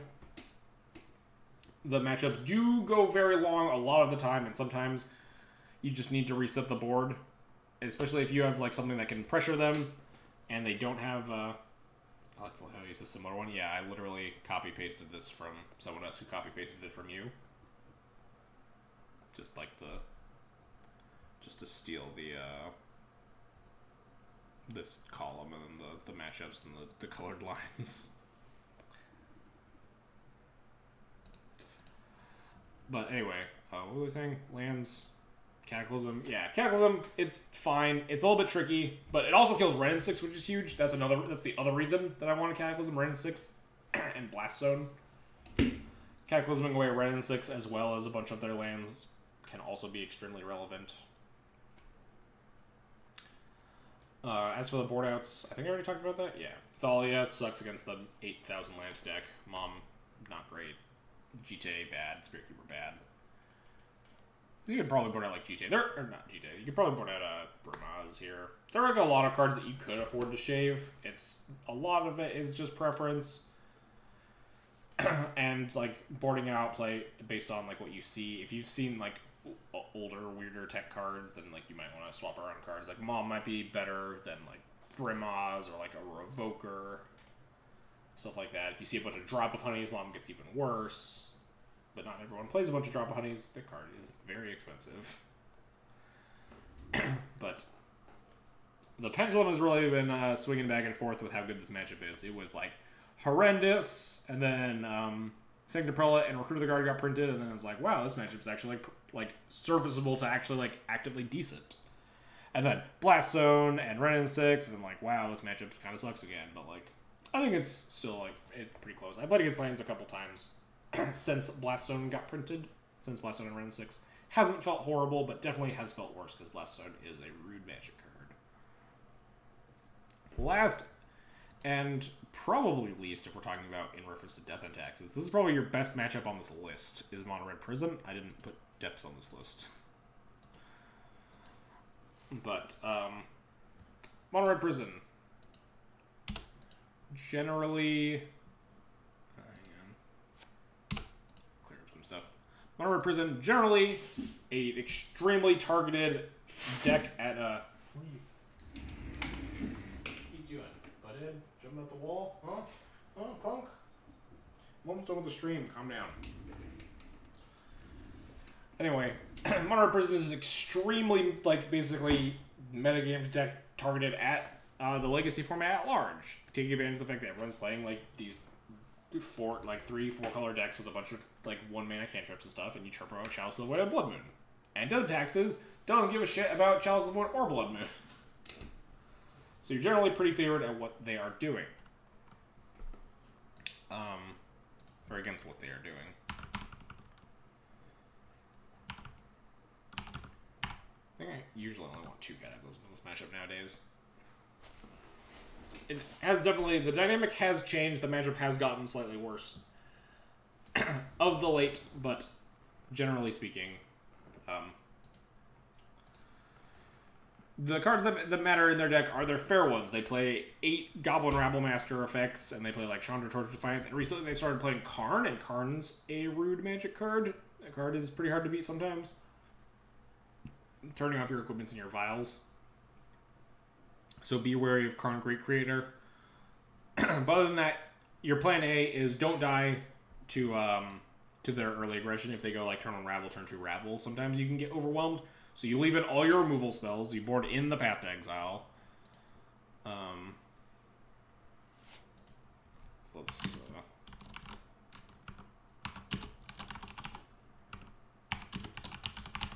something like this, I think, is usually my board plan.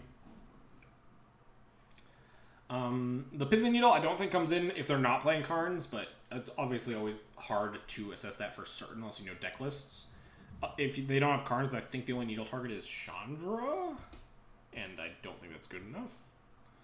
Path to Exile for more Rabbles. Relic Water, because they do have... Their lock pieces can be relevant sometimes. They can't cut everything, so they will leave in some random things that are sometimes obnoxious, like Chalice of the Void on 1 to prevent your plows from targeting their Rabble Masters or whatever. Trinisphere sometimes can like lock you out if you're mana light. Blood Moon is generally really, really, really shitty, but sometimes they'll leave in Blood Moons because they still don't have enough cards to bring out that they have to leave in Blood Moons. But like they have a lot of stuff to exile. In addition to that, it also exiles the Snaring Bridge, a card that actually matters, and whatever bullshit that Karn goes and fetches up. Council Judgment just kills everything. Exiles the Planeswalker, exiles a Rabble Master, exiles an artifact. Does it all. Cataclysm, I had been on 3 for, like, if I had 3 in my sideboard, I would have been boarding in all 3 all the time, but nowadays, I feel like most of the games I lose to Red Prison are to, like, the Rabble draws, and you don't want a handful of clunky-ass 4-drops when they're going turn 1 Rabble, turn 2 Rabble. So I've been leaving in more 2-drops to be able to try to, like, at least play to the board and block it. You can, like, especially if you're, like, on the play, you can, like, bring in the other Cataclysm, cut the last Dahlia, cut some other, like, random clunkers. But generally, it's just, I need to make sure I don't die to a bunch of Rabble Masters early, and then you can win the late game pretty easily. They don't have a lot of good draws. A lot of their deck is really weak, especially against yours. They don't have too many action spells. Prelate almost always goes on 4 in this matchup. Turns off Chandra, turns off Karn, turns off Fiery Confluence, which was one of their best cards against you. Card is pretty threatening. But even then, like, even Fiery Confluence, you can get, like, 2 for 1, 3 for 1 to even just, like, come back. They don't have that much, like, value outside of their Planeswalkers. I'm really starting to lose the voice here, but we're basically done here. But generally, this matchup is easy. Don't get cheesed out by random shit. Know what you're doing in the matchup. There's a pretty relevant trick in the matchup is GTA with counters on it and Stoneforge Mystic to get under Ensnaring Bridge. If you connect with a GTA before they get a bridge down, you can then neg1 your Stoneforge, make it an 0-1, attack under the bridge, and then +2/+2 with your Stoneforge, hit them for 2, and get 2 more GTA counters. And just do that every turn. One of your only ways to get under a bridge outside of just Flicker Risping it out of the way, or Council's Judgment making it, or Relic Ordering it. Another way to get through bridge is to just find your Prelate and put Prelate on 4. Eventually they'll find their 4-drops. They will probably not be able to remove Prelate very well. They'll have, like, post-board abrades and stuff. But generally they have a hard time getting it off the board. They'll draw some 4-drops, then you'll be able to attack through with your stuff. Another thing to look out for is Sulfur Elemental. Sulfur Elemental is a sideboard card that they often have because their Death Tax matchup is horrendous. Sometimes they'll just forego it completely and just try to dodge. But Sulfur Elemental, try not to have too many X1s in play, but you're cutting most of them post-board, so Sulfur Elemental's not super scary, but can, like, clean up a bunch of your Wisps or something. Just another reason to have a bunch of removal spells. This matchup's very good. Best on the list. Probably better than Blue-Red Delver. I'm very tired. And I think that is an analysis and a sideboard map against most of the decks I would expect to see at any given moment in the current metagame. Don't ever attack with Prelate? Yeah, don't attack with Prelate into Sulfur Elemental mana. Because your Prelate's very important. Their Sulfur Elemental is less important.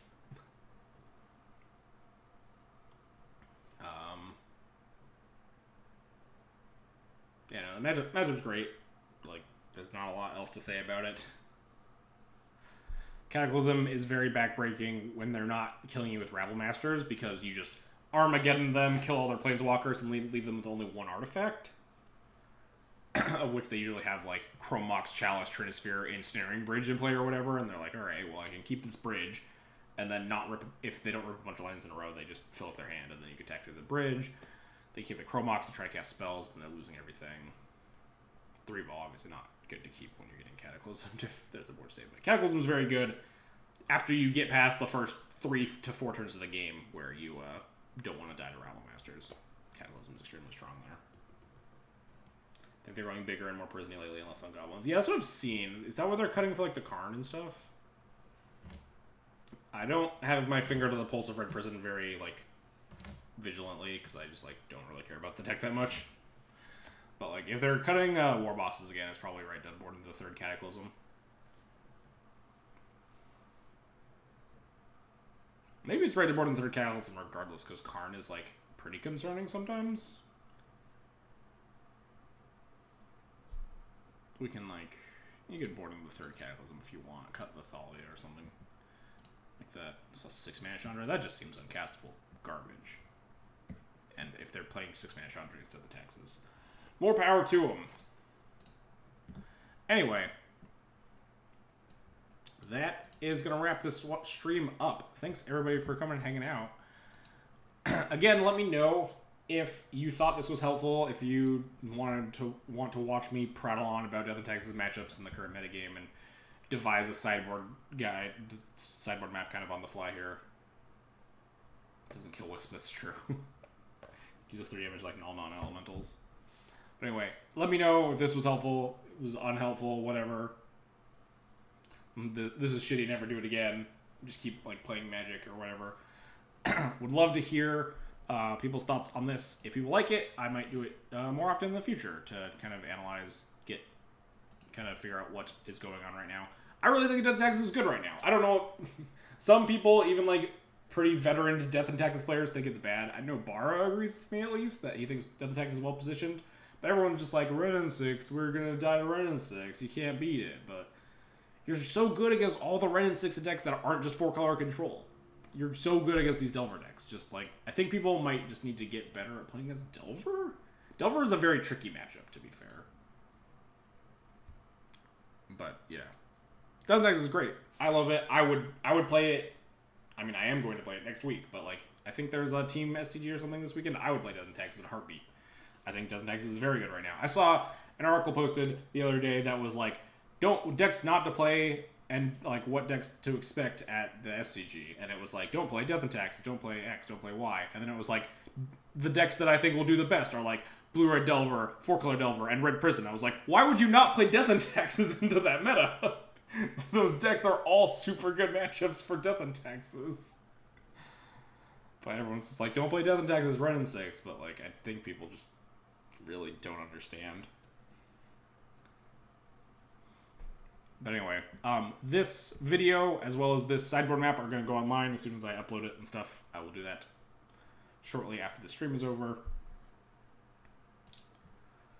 Let's find someone to host real fast here. I'm very tired. There's Arkin. We'll host Arkin. Playing... Don't even know what this is. Oh, this is the Grixis Arcanist control. But anyway, thanks everyone for watching. Hope you had a good time. Hope you enjoyed this Death and Taxes special weird sideboarding matchup analysis content. If you want to support the channel, as always, follow, subscribe, donate. We are running a giveaway currently. Once we hit 750 followers, we're at 720 maybe. We're going to be giving away 2 foil rest in pieces. You can type in !RIP giveaway in chat or find me on Twitter to find the details on that. Follow me on Twitter, follow me on Twitch, retweet the giveaway tweet to get your entries into that. Other than that, I will be back next week. I will be playing probably something very close to this deck list as I tune for the tournament the following weekend. I have a big paper tournament that I mentioned. That's why I'm playing the 3rd Cataclysm. But anyway, that is going to wrap up our stream. Thanks everybody for coming and hanging out. I had fun. I had fun with these if I could talk, but I'm dying. Anyway. Well, I have to type /host again because I still don't know my host button one.